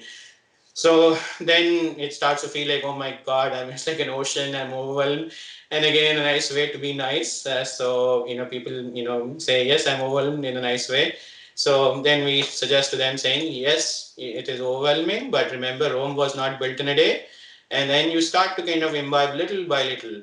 So, and then that's where we get into the craft stage of this discussion, where how can I take this artha? So first we understood what is the outcome, and then so what do we need for success? We need a conditioned mind. And then if we want a conditioned mind, we can either have 2 options. One is think about great people, or do, like great people, what great people have done. And then what great people have done is a lot of things, but then it starts with something called dinacharya, which we imbibe into our daily lives. And then how do I actually imbibe that into my daily lives? A little by little, right? So let's see what that little by little is. So in here, one of the things that I personally, like, wanted to, after looking at all of this, wanted to add was start with Purva Dinacharya and Uttara Dinacharya, because the story of Manamala Mamuni was very fascinating. I know some of the stories of, Narayana Ashtakam, so I didn't prioritize that. I felt like this is something new ground that I need to kind of cover. Therefore, an aspirant, I'm kind of prioritizing what should I do. So I'm making a commitment to myself, right? I need to learn Purva Dinacharya and Uttara Dinacharya, and then it's not too bad, right? 32 slokas and then 13 slokas. So they go very fast, and then after that it would be Narayana Ashtakam, and then Sandhya is a little bit hard for me, but that's something that when Yuvendra Swami kind of talked about, hey, you can just do those two things, then that's also not so bad. So I said, okay, all of the gaps I need to fill. So how do I fill? Let me start with something simple. So this is my journey, and I'm sure like your journeys will be different because you're so much farther along in this maturity. So each one of us have to craft our own journeys given this information. And then, so one of the things that our acharyas talk about is satsangam. So we need to associate with like-minded people, and then this helps us strengthen our practices. So you keep each other in check, right? Saying, hey, keep each other honest. So have you done Sandhya Vandanam? Have you done Purva Dinacharya? Sometimes it feels like annoying, but then sometimes it is good because it is a reminder that we need to be doing it. And by doing that, it also strengthens our mind. So we need to kind of associate with good people. And then fortunately, help is very near. And then hopefully after this, all of us, wherever we are in our journey, we'll start inching towards a better state where we imbibe a little bit more. And then so your Prajna teacher, so this audience for this is, the teacher, parents, and then kids of Prajna, but then and our teachers ourselves, we need to kind of, start to, imbibe this. Then the local Prajna coordinator, and then who have a little bit more responsibility to kind of make sure everything is running smoothly.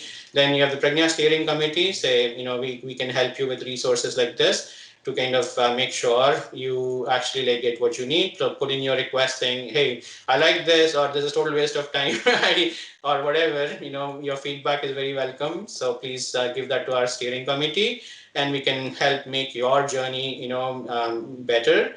And of course, like our resident scholars, like, all of this is inspired. They are the true artists, right? Yugandhar Swami and all. So our resident scholars. So anytime in doubt, we just go to them, knock their doors. They're so compassionate. They just like answer, we just go to them.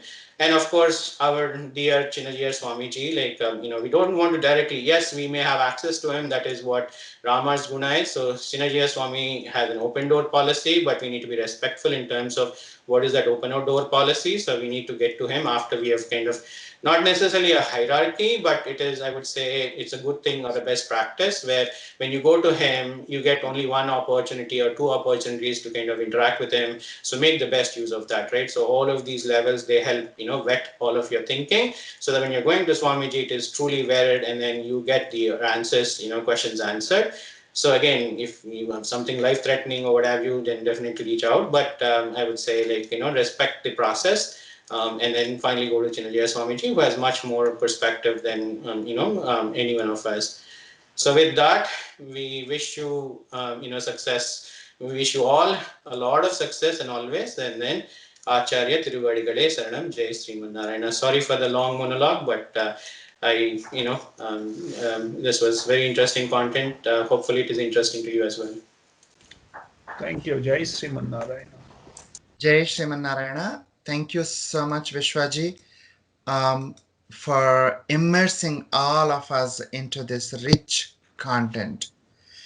That was a wonderful presentation.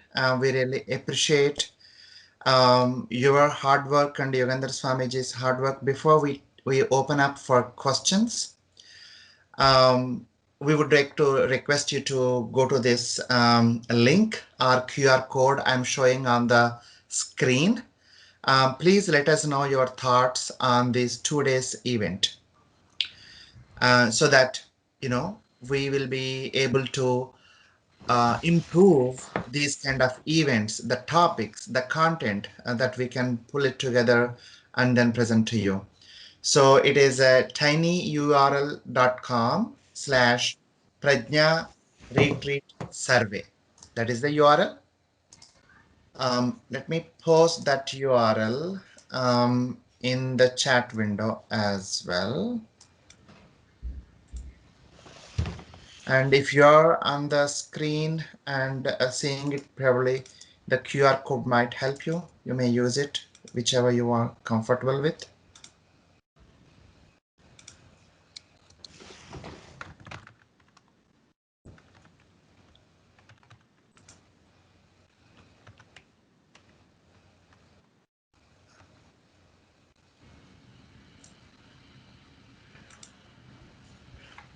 It takes only 50 seconds to give the response. So that's what a couple of us tested this one. It took only 50 seconds. So while you're doing this survey, I think we could open for question and answers. Who has the first question?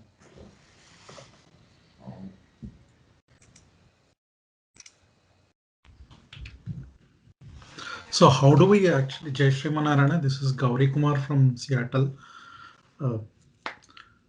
How do we imbibe these into the regular work things which we do? And so there are a few things Adian tried to do earlier and have been having trouble. So for example, so getting up early in the morning, right? Like we will all feel fresh is what we think is what is said in the scriptures. Brahma Muhurtam, wake up in the morning, you will get feel fresh, refreshed, etc. But then Adian tried to do it, and then Adian feels so sleepy by 9 o'clock that Adian needs to take a lot more coffee and totally not being able to practice what it is. So instead of feeling fresh, Adian is feeling too sleepy and not being able to practice the things which was supposed to do. And then with our work cultures, like if we have to do Sandhya Vandanam in the afternoon, is it really what is a way we could mingle them together into it? And then if we see the world around us, like for example, see the president and the current state of situations, etc., and all, and a lot of us have to have battles every day in the office. And keeping Sattva-guna all the time is something Adian is finding very hard to do it. So this as it is, if we separate the work life on a weekend, this looks very nice way to do practice. But if we have to mingle with the work life and this, Adian is feeling that what do you say, inability or I'm not able to find the right word here. Sorry. Very good question. Yogendra Swami, do you want to give us a path where we can implement, embed into our lifestyles? Jai Shriman Narayana. Maybe coffee androgynous. So, body needs time to sleep. But if we sleep early, then automatically we wake up. My problem is I cannot sleep after 4 a.m. Reverse to me. So actually, more sattva guna will be there in the morning time. Afternoon rajoguna, night time tamoguna. Tamoguna helps us to sleep. So, like a simple way is, one time there won't be any traffic. That time driving will be easy. Traffic time also we can drive, but it's really hard for us to drive. We have to go against to the traffic.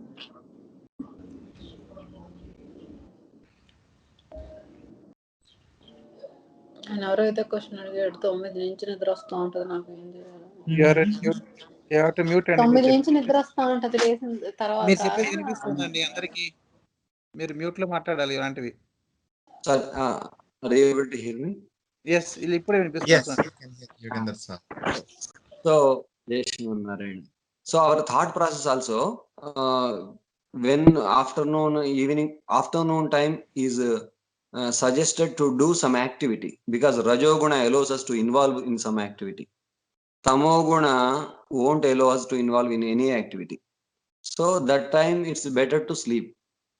And when Sattva-guna come, the morning time, Sattva Brahmi Muhurtam we say, before sunrise, that is a valuable time, golden time. To think about valuable thing. So if we waste the time for sleeping, so we lose a lot. And morning, that's why they suggested to plan what to do and how our day, the journey should be in. So sattva guna allows, and actually sattva guna is not dullness or very. It allows us to think what is good, what is bad. It allows us to go forward towards success. In any circumstance, we tune our mind. If sattva guna is there, it balances our mind. If rajoguna is there, imbalance. When you have imbalance and hold steering, you cannot achieve anything. There will be accident or crossing red light and ticket. Finally, we realize. So rajoguna won't allow us. If rajoguna with sattva guna, then you succeed. So that's why more when sattva guna comes, there is some way to spend. So morning time sattva guna, afternoon rajoguna, evening tamo guna. More guna dominates. And one more thing is when we go outside, it's really hard to breathe with mask. But without mask is so danger. So same way sattva guna is needed to balance our even in the office.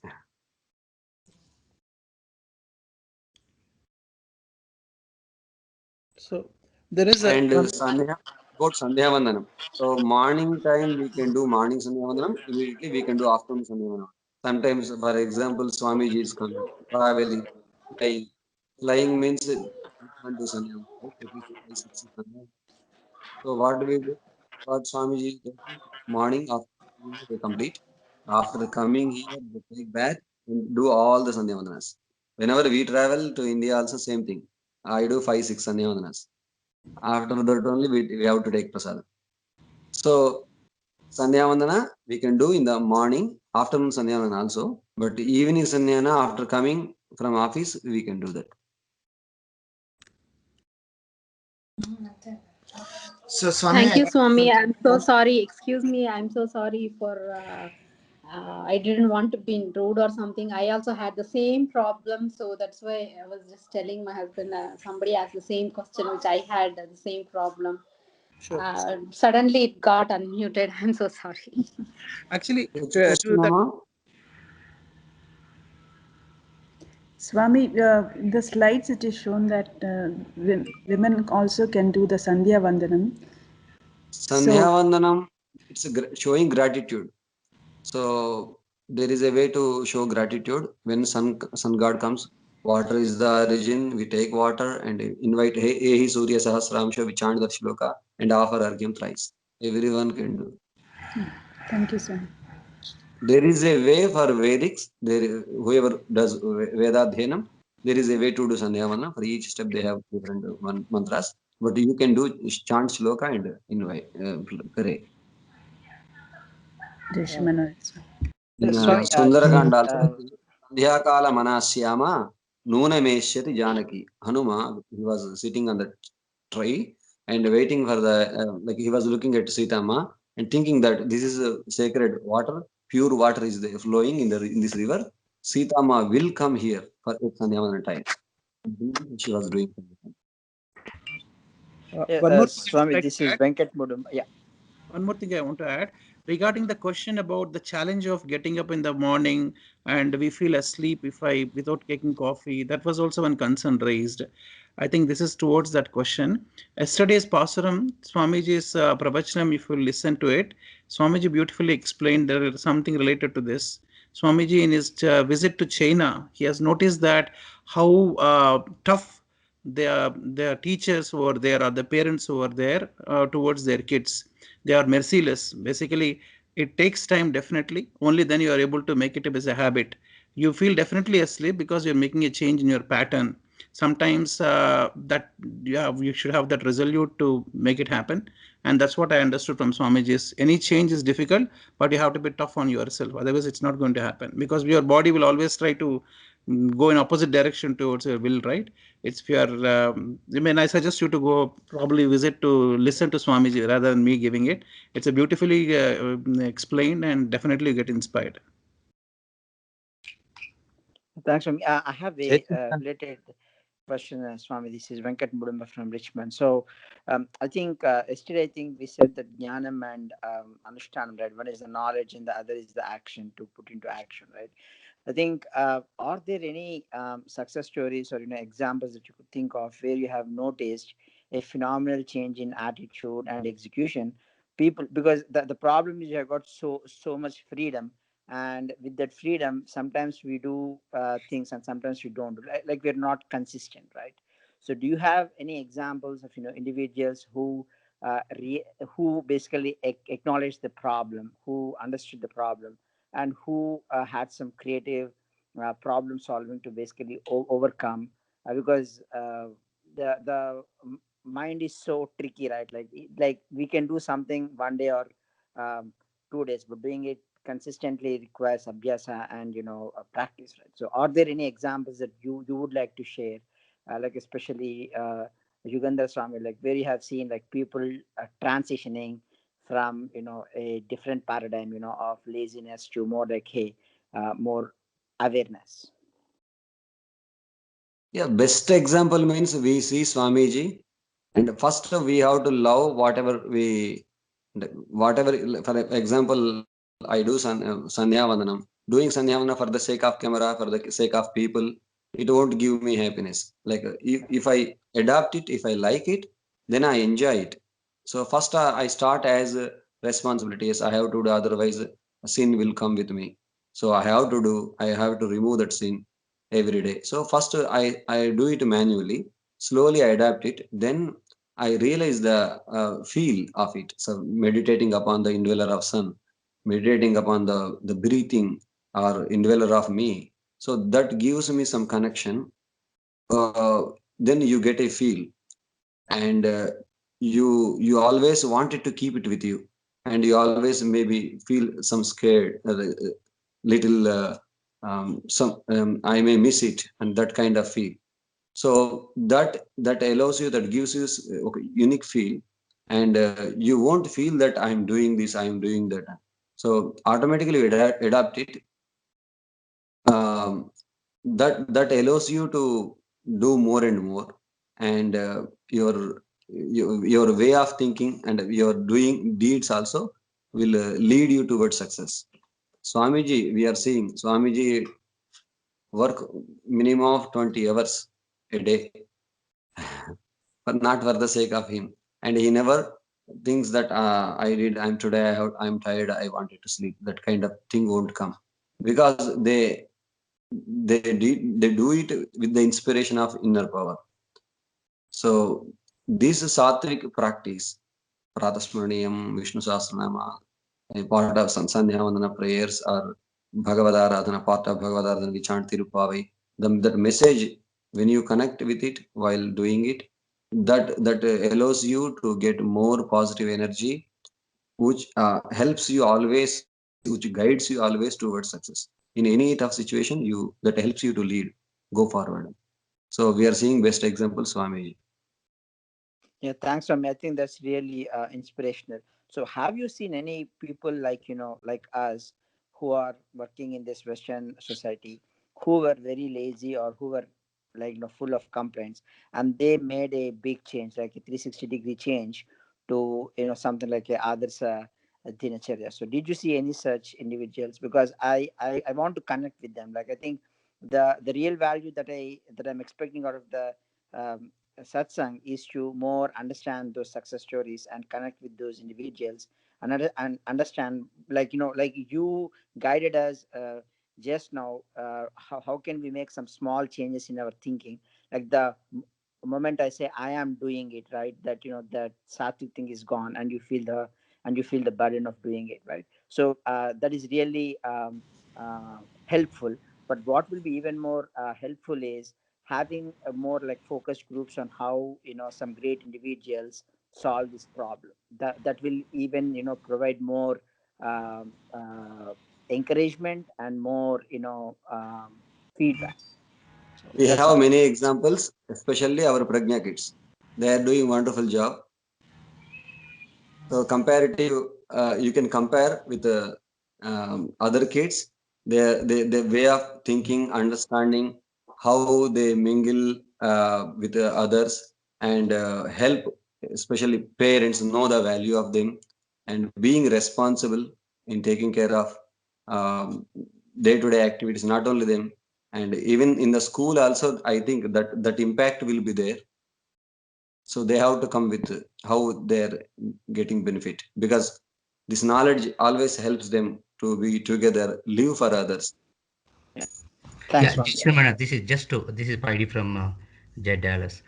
Yeah, I have seen the same thing to second what Yugandhara Swami just said. I've seen like a couple of my friends' kids when they started doing the Prajna module 1 and 2.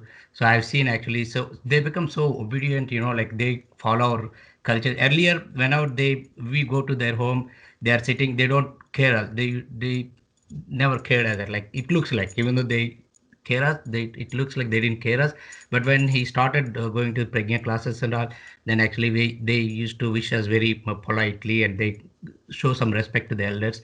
And then and also their way of learning, or way of living, or way of learning in the classes also, they changed.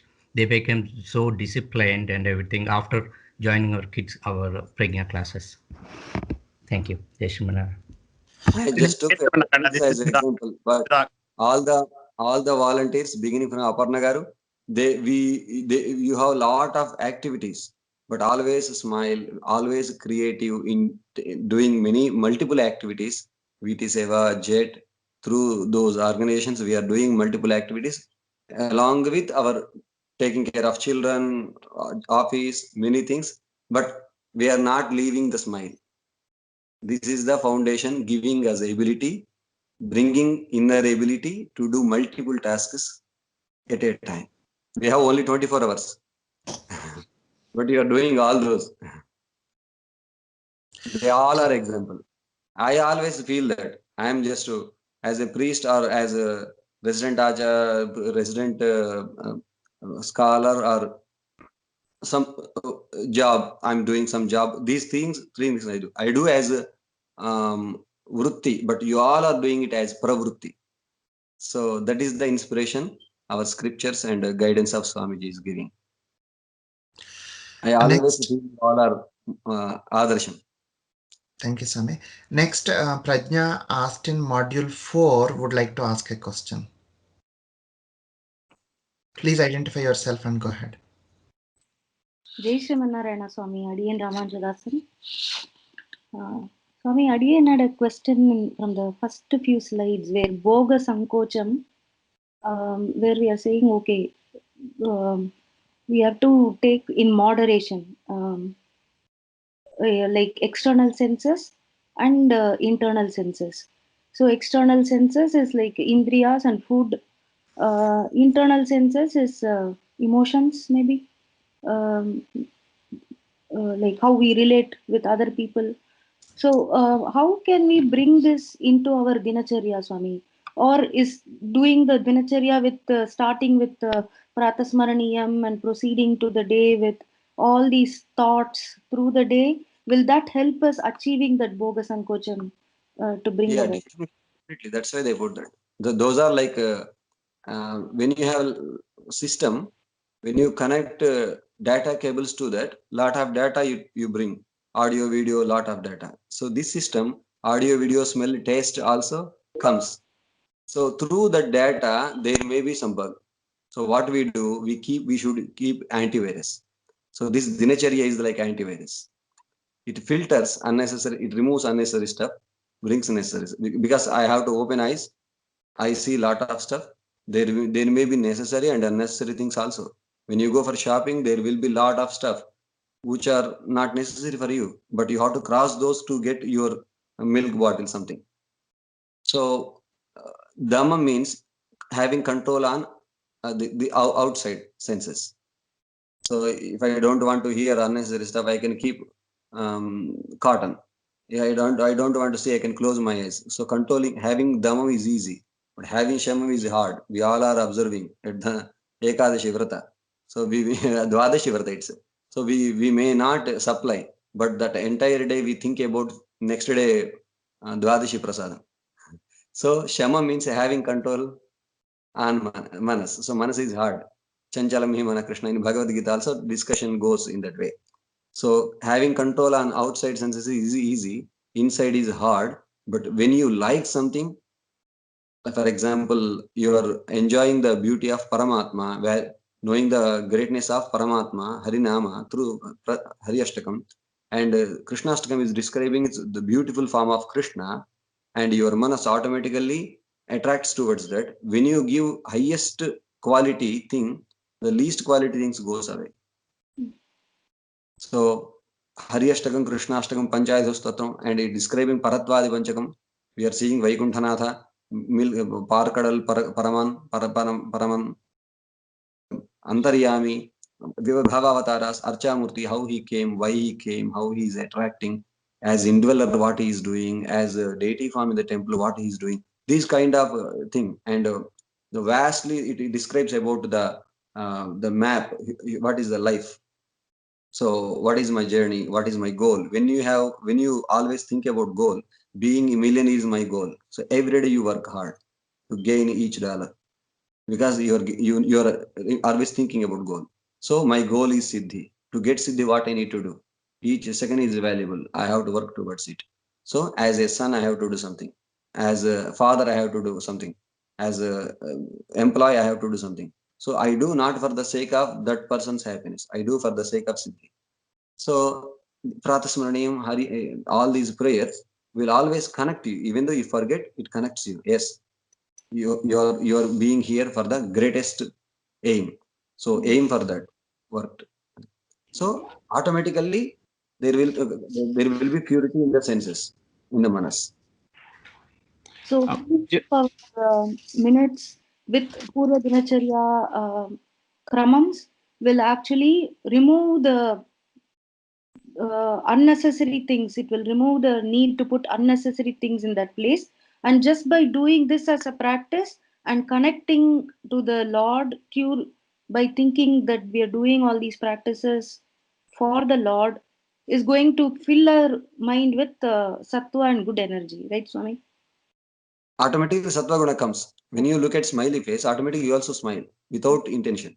So you are seeing the beautiful form of Manavada Mamuni and his great deeds. And that beautiful form, that great qualities will attract you. So, see, yeah, so that is the, yeah. Actually, as an extension to this, right, in general, if you see a husband and wife also are living together because they have a greater cause that we have to, there is a greater, we have to live together for a family purpose. So we are already doing it, but we unknowingly we are doing it. There was also a question asked to Padijayar Swami. This is what I heard, Dadian heard. You are a great scholar. Gopalacharya Swami also great scholar. Two great scholars living together, working in sync almost for 50 years is not easy. How did you do it? Then the question response came with that it's not that we don't have conflicts. We both have conflicts. We don't agree with each other's opinions and all. But the greater cause both of us had was that we have to serve Perumal. We have to spread the message of Visishtadvaita. So when that is a bigger cause, we will ignore the small things. So as Swamiji said, when you are thinking about I should serve for Perumal, if that comes into our mind, once slowly it gets stabilizes in our thoughts, slowly this changes will come. I know this is a theory part of it, but as Swamiji said, once we start practicing, the magic will happen. But we have seen the examples I am saying. Yes, About Dhammam Shamam also, one thing, we have electricity, we have Wi-Fi unlimited. So what to do? So if I use fan 24/7, parents won't accept it. If I want to watch TV, always wrong, because they allow you to watch for a certain time. They don't want to ruin they wanted to bring happiness in your life. They wanted to make fun in the life, but life should not become fun. There should be some limitation in enjoying the sensory things also. So we should not go and just to be like that. So when we use more water for the bath, parents say, hey, you're wasting. So we know what is the limit. So for not exceeding the limit, bhoga sankochaha, reduce the bhogam, that is bhoga sankocha, that becomes a tapas. So in under the no palunam, we won't eat ghee, milk, not kale niradi, meetudam. All those are bhoga sankocha, control on senses, which helps us to focus.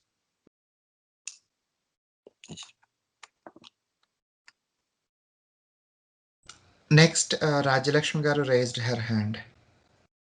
Jai Srimanarayana Swami. My question is about like one of the we talked about we should make good use of this life, but we see these days like most teenagers strongly think that life is just for earning money and concentrate more on that. So how do we convince them that what is the true purpose of the life? So at this age, I mean I can understand whatever the slides had said, but what about the teenagers who strongly think that the purpose is only for making money and enjoying? That's why we gave vehicle example. You may observe that we have great vehicle, and if someone asks, I have a vehicle, you are asking me why you have having vehicle. Then if I say to keep in the garage or wash every day or fill the fuel, is it the ultimate purpose of having vehicle? We fill the fuel. Without fuel, it won't move. So filling fuel is part of journey, having vehicle. It's not the ultimate goal of having vehicle.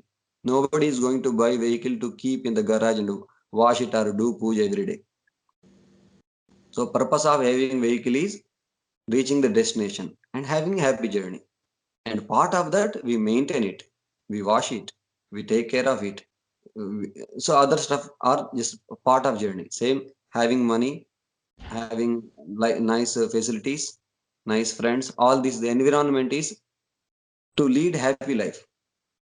So when I have all comforts, then I can focus on something. If these comforts are deviating me from the focus, those are going to ruin me. So more comforts are going to ruin. Natyashnatastu yogosti. Nachayikanta manashnataha. Without food, you cannot focus. The more food, you become hyper. So you cannot focus. Same way, money also needed for some extent. It's not the ultimate goal. We are not hesitating. Money needed even to the organization. How can we say money is not needed? But money is not the ultimate. So maybe like probably we have to constantly remind them, okay, this is not the only thing which you have to achieve in your life, and maybe the constant reminders will help them understand one day. Yeah, these scriptures, ideology of great acharyas like Swamiji, and going through the Rishi Samskruti, Valmiki Hrudayam, Vyasa Hrudayam, all those will give. Yeah, ultimately Prajna. Prajna is none other than Rishi Hrudayam, presented by Swamiji. So when we go through that Rishi Hrudayam, automatically we know first to know the value of vehicle, how expensive it is. Because of God, Dad is rich, God is rich, He gave us this human life. We cannot make this kind of life, right? If I lose this eye, I cannot bring. Maybe someone's eye I have to fit, but nobody is going to make. So these senses, body, time, manas, buddhi, these are very, very valuable. Money is very, very less comparatively. That's why we gave one more example. He earned 50 crore. When death god came, he was ready to give entire thing, but he cannot bring 1 second. So which is valuable, money or time? So you are converting time into money. Which one is valuable, money or time? Time, of course. Time is more valuable, right? Yeah. So that's why we are paying lot of money in the hospital to save that guy who is getting it. So right. So money is money is valuable. It has value, but when you know the value of life, money also helps. See, zero is having value. When you have one before 1 0 0 0, if you increase zero, if you add zero, it will increase this value. If you remove one, there is no value to the zeros. Same way, there is a value to the life and money, other skills, art, something. So whatever you learn, karate, kung fu, Even this is also we have to tell it to everyone. What is the importance of prajna? Usually parents, what they say, I like to send my kid to the prajna, but this year we already committed, we have many activities. So he's going for swimming, he's going for karate, kung fu, something else. So they put many zeros. If you don't keep prajna, everything becomes first to teach them the value of life. What is the purpose of this life? What is the greatness of this life? So when they know the greatness of it, they can automatically increase the value by having more other activities. So if you give multiple activities and keep prajna at the end, some few people what they do, yeah, we will see. We are not hesitating to send, but we will see. So they give less priority. It means 00001. Where we need to keep one first, prajna first, then increase more zeros. Each zero is going to become multiple lives with the presence of one. One is knowing the value of life. That comes only through the Vedic knowledge. That is prajna. So join in prajna so that they can know the value of money also. Very well. Jai Sriman Narayan. The This next is an excellent example of what is the prajna, why prajna is required. Thank you, Swamiji. Yeah, they are saying about it, right? Prajna. What is prajna? Any prajna teacher or student? Good knowledge. Good knowledge. Ability to translate the good knowledge into action. Action. Yeah, that is important. Yeah. Next, Prajna Michigan Novi Module 5 teacher. Could you please ask your question? Looks like you have a question that I could not answer.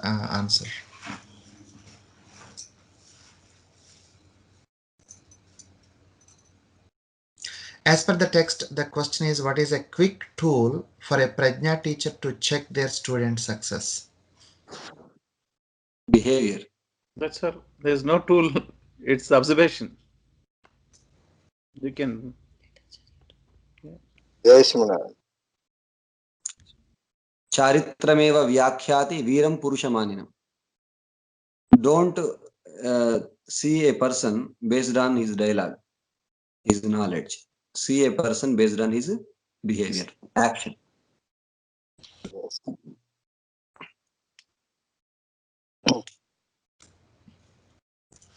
Go ahead, Srimanaji.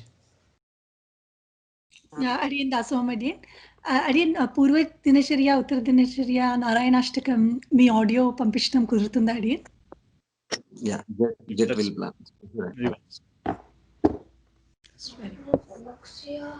Thank you, Dasoham. Thank you very much. Thank you, Rajesh ji. Last Thank 25 years, we are doing all these dinacharya, whatever they mentioned there. I sincerely try to do it. I have So, 2 more things to do. 182 items are there. In each line, there will be more than one or two. So everyone should adopt it, practice it. Right. We are talking about the value of capsule and ingredients of capsule until now, but we should swallow it. That is important. Right. Whether we attend this or not, we should chant Hari Ashtakam early morning, Krishna Ashtakam early morning, Narayana Ashtakam before sleeping, and keep prasadam in front of you. You should think about Manavadam. It's really hard because prasadam invites you to eat. without thinking Acharya, Perumal, and if you drop, it becomes just dropping in the dustbin. Correct. If you add that flavor to that food, Manavadam Dinacharya flavor, that gives you not only physical strength, it gives you in manasika uttamasthiti. It's experienced by Swamiji. And Swamiji, because of the Sri Charana Sambandham of Swamiji, we also got opportunity to chanting it from last 25 years. So From please. From 2021, we will also get it, Swami, with your Sambandham. So it's so beautiful. And Sanskrit, you already know Sanskrit because you know many Sanskrit verses. It's very in a simple language. Easily you can enjoy how they are sitting, how they are the beautiful form of Manavadam, how their lips move, what is the beauty of it. They get always goosebumps. Why? So it's so beautiful. Very, very selected prayers are there. Everyone should go through that. Next question comes from Prajna, Connecticut, Hartford. You have raised your hand. Please go ahead. Jai Srimanarayan, I think it's almost answered. Like I had a question on the Dinacharyas, Purva and Uttara Dinacharyas. So, is there any plan to have sessions on that in 2021? Yes, it's there, ma. It's Yeah. there in Prajna Shakti. Let me, Jason, let me chime in there. I just posted the survey link. The same question we asked: what do you want to learn? Right. So if you can fill that survey with all the requests, so that we can compile everybody's requests and we can prioritize, and then we can deliver. We will try our best to deliver. So I'm asking all 100 people in this group to write that, saying, I need this. I want to be follower of Manwal Momini. Take the prasadam. You have a last opportunity before you leave. Okay? Jai Srimanarayan. Thank you. Jai Srimanarayan. The next question, Sashiji raised her hand. Jai Srimanarayan, Adian would like to know if the presentation.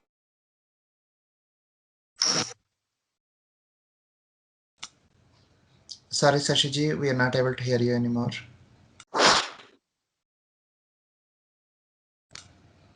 Oh, I'm sorry. I was talking on mute. Jai Srimanarayan, my question was if the content that was shared today in presentation, which is so beautifully put together, will be shared with the participants, especially that first one, which kind of talked about all the dinacharya, kind of put it on your post-it in your daily somewhere and say like, yes, a reminder for everybody to follow.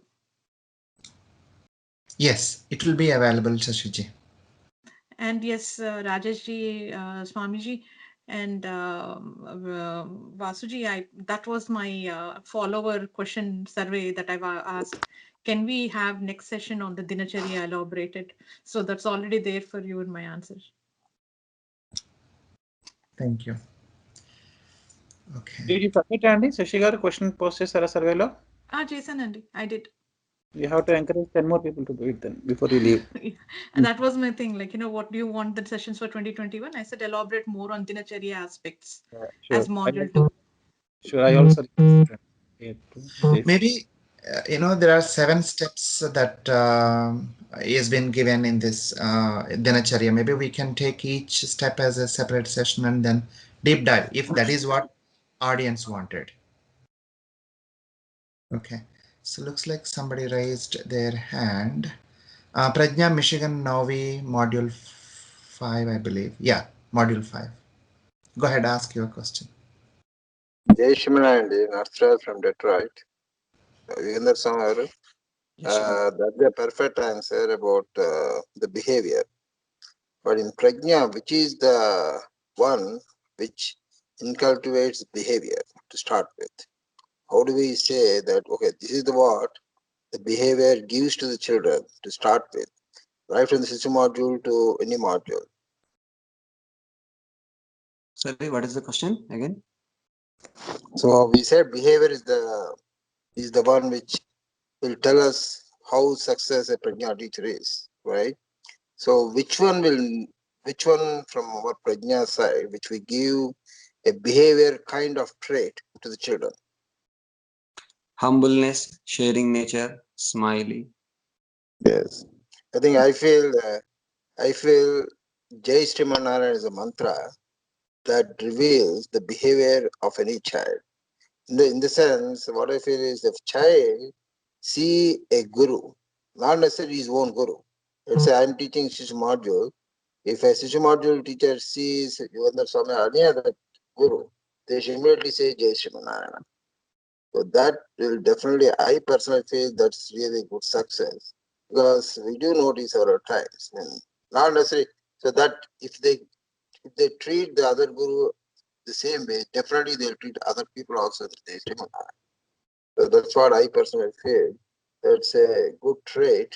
Jaishamana is the mantra, which is a quick tool for a Prajna teacher to identify whether a child took Prajna in the right way or not. as long as they tell Jai Shrimana to anyone they see.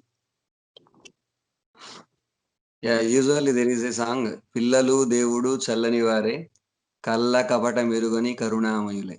Yes. So children are so pure, they are like white paper, and we can draw nice art. Especially, we have to worry about like me. More age, more other feelings. Like so, more if you go outside, more pollution. Same way, we involve many activities, and ego, jealous, all these things come when we become adults. So it's really, but children, they always pure, humble, smiling, and this content, we so lucky that మొక్కై మొక్కై పొంగనది మానైనట్టుగా so చిన్నతనంలోనే we are seeding nice greatest concepts and Swamiji's vision. We are so lucky, we can proudly say that I gave great wealth to my children, not about your bank balance or other stuff. I'm talking about Prajna. If you make them to join, go through the Prajna, Vedic knowledge through Prajna, that it's a greatest asset and a greatest wealth. You proudly you can say that I gave a lot for you. That helps. That's right. Thanks, Swami. Thanks, Rajaji. Jai Shrimanarayan. So I'm not seeing any hands raised. If you have any other questions, please raise your hand. So one basic question: what time exactly is the Brahmi Muhurtam? Is it 4 a.m., 5 a.m., 6 a.m.? Does it change? Before, like maybe 45 minutes before sunrise. Okay. So it can change based on the season. So if sunrise is like 7 a.m., it could be like around 6:15 something. Not exactly. What I'm saying is at least you take 1 hour before that. So sunrise, for example, 2 o'clock sunrise. Maybe from 4 to 5:30, 5:15 Brahmi Muhurta. Okay. 5:30 to 6 Sandhya time. And we have to do Sandhya Vandanam. One more thing, Sandhya Vandanam topic came. Doing Sandhya Vandanam not after sunrise. You have to do Sandhya Vandanam with Nakshatra Darshana. If nakshatras disappear, sun won't come, that becomes a middle, Madhyama Sandhyavana. If nakshatras are there, that is the best Sandhyavana. And after sunrise, it's Adhama Sandhyavana. And night time, it becomes reverse. Before sunset, Uttama Sandhyavana. After sunset, Madhyama Sandhyavana. When stars appear, that Adhama Sandhyavana. So, Brahmi Muhurta comes before 1 hour. So, Swami, what you mean to say is 45 minutes before sunrise, we have to finish Sandhya Vandanam. No, not like that. From that time, we have to do Sandhya Vandanam and sit for Gayatri Japam. Sunrise time, sunset time, we should not do other activity. Even chanting Veda also prohibited. Just doing Sandhya Vandanam, chanting Gayatri Japam. Sure. Jai Shrimanarayana. The next question, there are 3 people raised hand. One I am picking up that we did not get a chance earlier. Sarath Babu Godi, please go ahead and ask your question. Jai Sri Mannarayana, this is my husband's account. I'm using it. I have just about the Sandhya Vandanam you spoke about, because we are not doing any Gayatri mantra or all those Vedic activities, doing just the Ehi Surya Sahasramsho and the Jalatarpanam to the sun god. You said before the sunrise and in the nakshatras was there. To whom do we give the argyam saying Ehi Surya Sahasramsho? Because when the sunrise, sun god hasn't arisen already, I mean, సూర్యుని చూస్తూ సంధ్యావందనం ఇస్తాం కదా అర్ఘ్యము. So whom do we do it? Ehi ante please come ani. We are inviting. So you are inviting and you offer argyam and do sandhya, sit for sandhyavana. For example, if you don't have yajñopavita and not so, then you can do just 1 minute sandhyavana. So that you can do it at time. I am talking about Vaidika Karyakrama. Yeah, okay. So, in Vaidika Karyakrama, there is a lot as part of Sandhyavana. We do argyam. After giving argyam also, there is a lot to Sandhyavana. So, okay.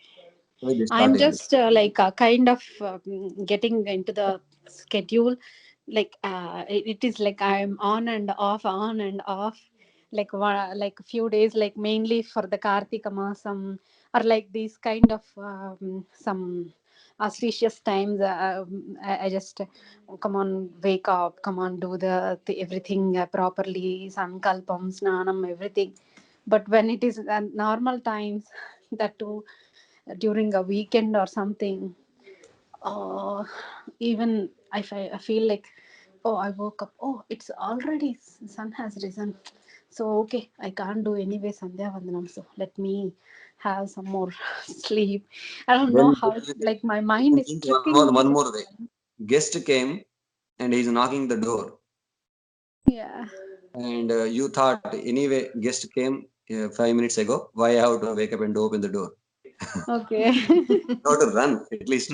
He's waiting, That's what I have seen my mom or grandma, like if at all they have by mistake they slept until 6 o'clock, they used to just jump out of the bed. Oh my God, they used to run, but me, like, oh, it is already 6 o'clock. It is anyway done, so let me sleep for one more hour. I don't know. My mind is tricking me like that.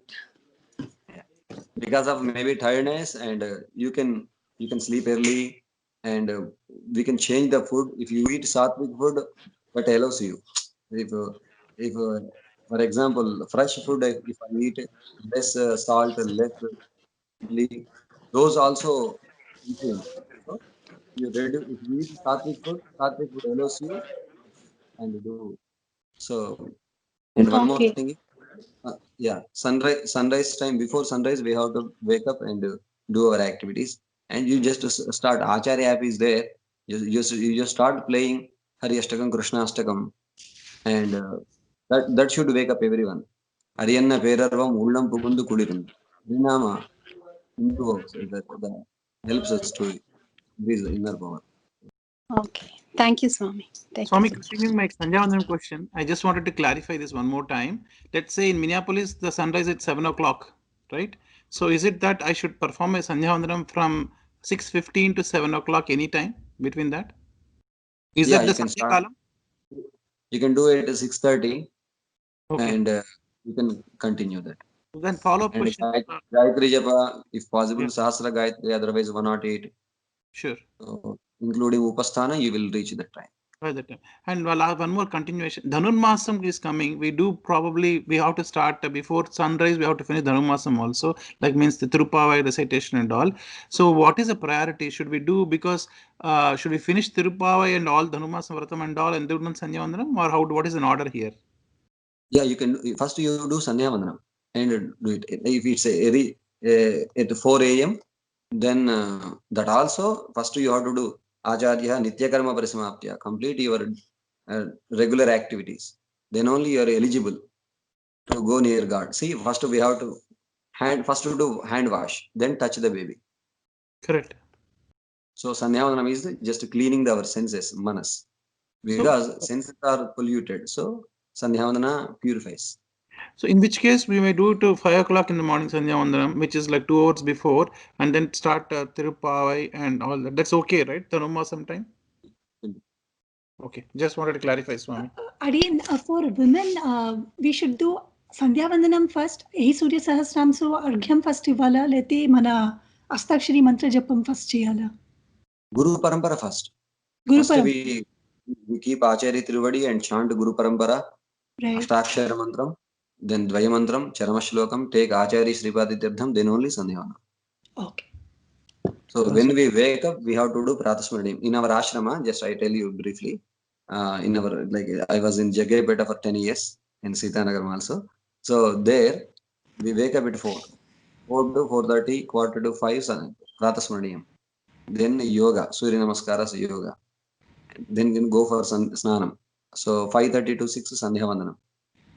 Go for Seva Kalam at the temple. It goes up to 7:30.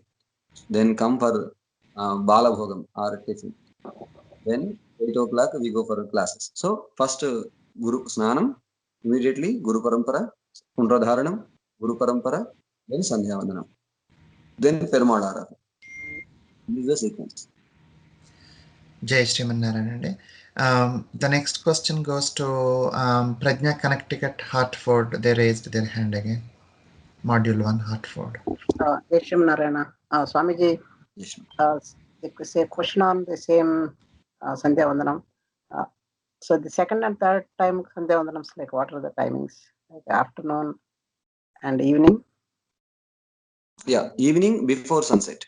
Same way, half an hour before sunset. And afternoon, mid sun. And Noon before time. that, for example, 12 o'clock mid sun. Then you can start it like that. So the calculation goes sunrise is let's say 7 o'clock, sunsets at 5 o'clock. Should we find the difference between and then exactly between half of this sunrise? Like that's how we have to calculate, Swami? Yeah, that also helps. Okay, sure. Just free sun, you can understand, right? So no, only reason sun. is because summer sunrise is at 5 o'clock, 6 o'clock Minneapolis. I'm talking sunset happens 7 o'clock. It keeps changing, so that's the only same thing. 12 noon will not work always at the center. Okay. We can do that also, right, Swami? We can find the difference between sunrise and sunset, half of it, and then okay, sure. Excuse me, there are a few apps that can say about the sunrise, sunset, and the mid-noon actually, and even in the Panchang app, you can nicely find out these timings. So yeah, you can see those apps, find that according to our location. Yeah. Looks like it looks like Sandhya Vandanam is becoming so popular. Probably we might need to deep dive into that topic maybe later. Okay.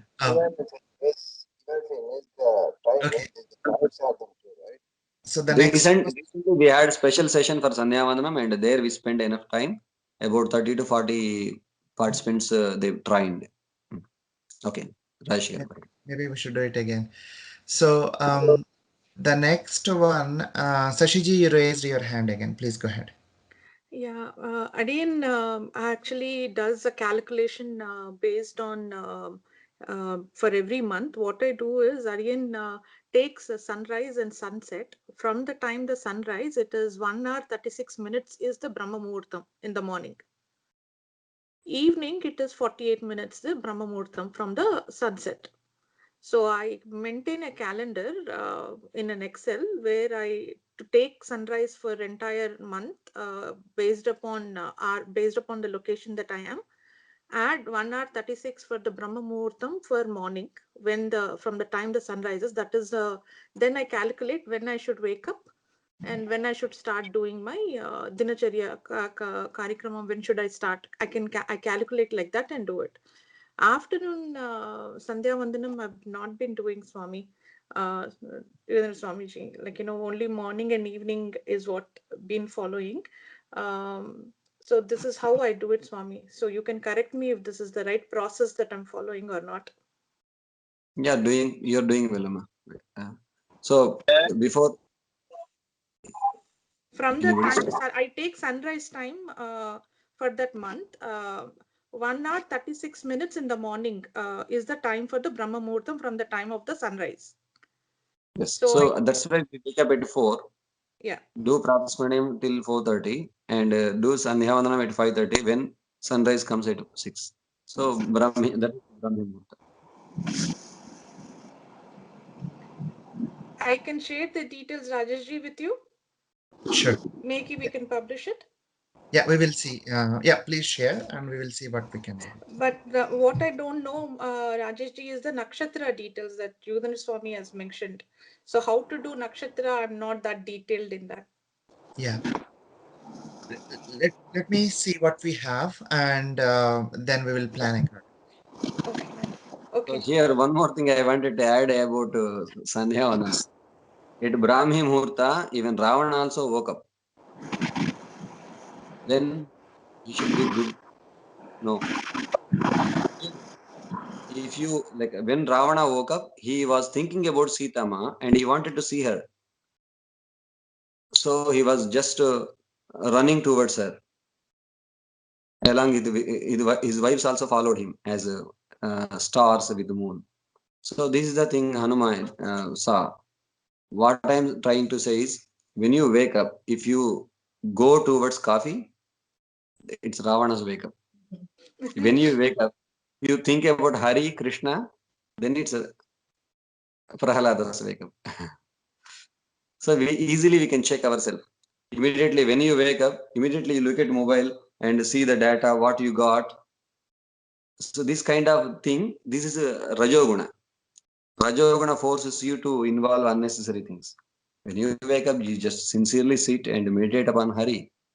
Prahalada did it, Swamiji is doing it, Hanuma did it. See, right? Our Prajna kids also sincerely doing. If parents be sincere, then they adapt it. So this is very, very important.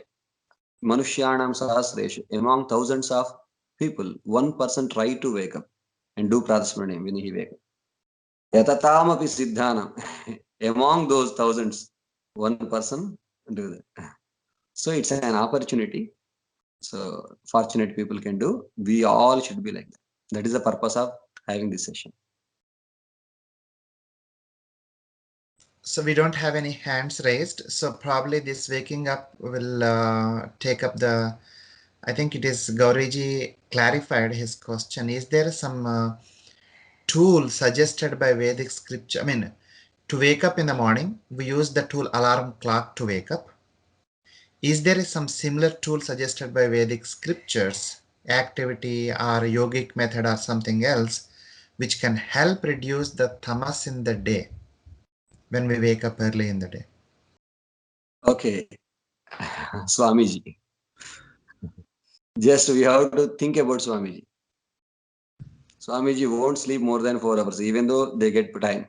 If you avoid all the other activities and say, Swamiji, please take rest, Swamiji won't sleep, because this is the tool to do dharma, and they do their best to please Paramatma through the society, through the activities. So when we think about great acharyas, automatically we think, yes, we have to save our time. We also having this great life. So this kind of inspiration, this thought process automatically wakes up.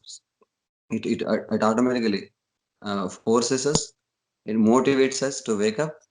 And in our ashrama there is no alarm. In rishis also, when Andalma woke up first Gopika, she asked, who woke up you?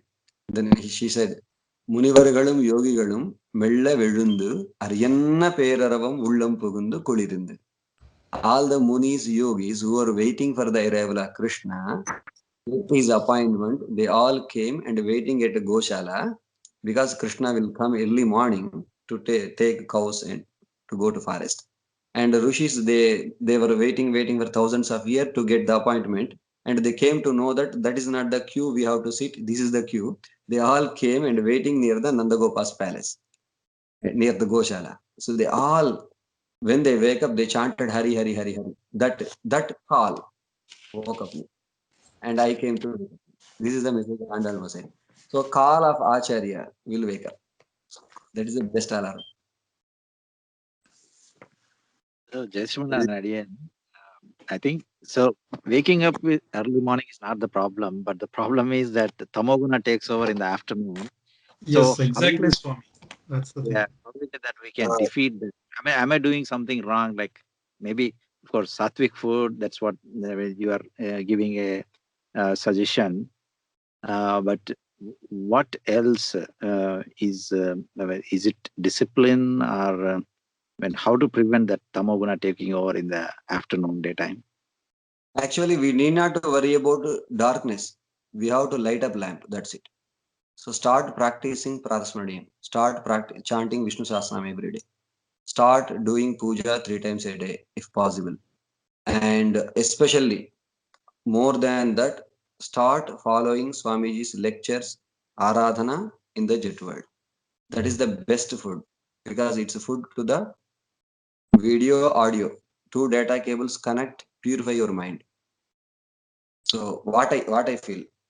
So when I wanted to get some motivation, when I feel that I am getting tamoguna, rajoguna, to balance it, it's only the way, look at Swamiji and their message. That's it. Automatically everything set right.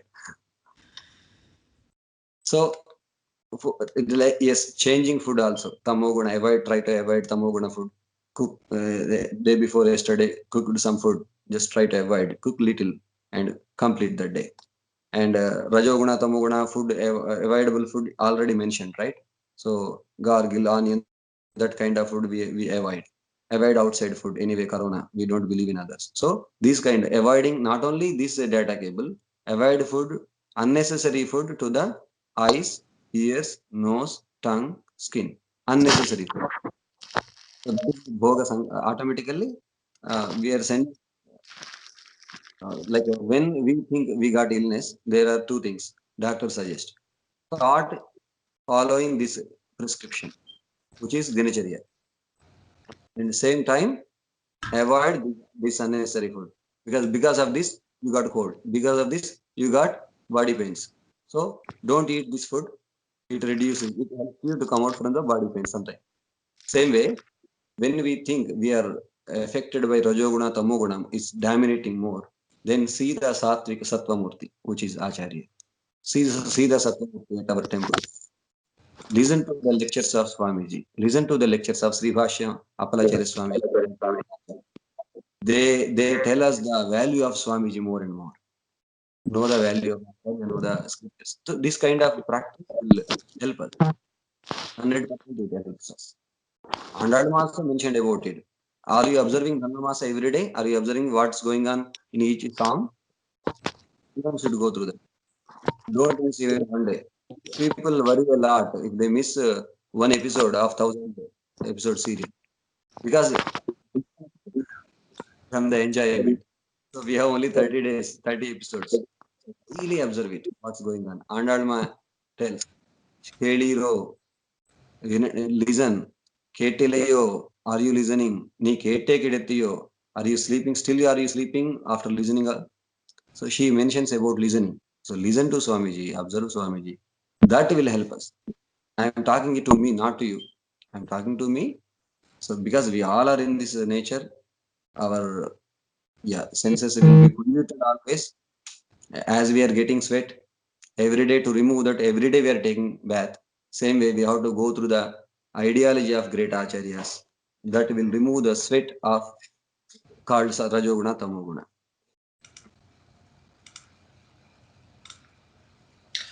Jai Srimanarayana. Now it has become 3 hours session. I think that is good. We see that these are very, very good questions. I think, we need to create a separate interactive session to have this kind of discussion so that we can learn from each other. And again, we greatly appreciate the amount of time Yugandhar Swami and Vishwaji has taken to prepare this presentation, and as well as responding to all the questions very patiently. But all good things has to conclude at some point of time. So this 2 days retreat and the training is coming to a conclusion at this point. And before we leave, Vishwaji, are there any points that you wanted to cover and missed before we go with the closing prayer? No, Andy. We covered everything, and then I think the deeper session with Yugandhar Swami is going to help us a lot more. So I, Adian personally, is looking forward to those sessions. Absolutely, absolutely. So the next steps are, please recollect all the things that what you have heard and the steps that was given to us in the training. Start practicing, and including me. We all need to start practicing so that way we can be really qualified to teach our Prajna students the content that is developed by Swamiji. So if you have any further questions, please reach out to us, psc@jetusa.org. We will do our best to respond timely, and reach out to, as Vishwaji put this slide, you as a teacher, reach out to your Prajna coordinator, reach out to the local center coordinators and raise that, and then see the help will be on your way. So with that, we're going to request Yugandhar Swami Please conclude with the prayer.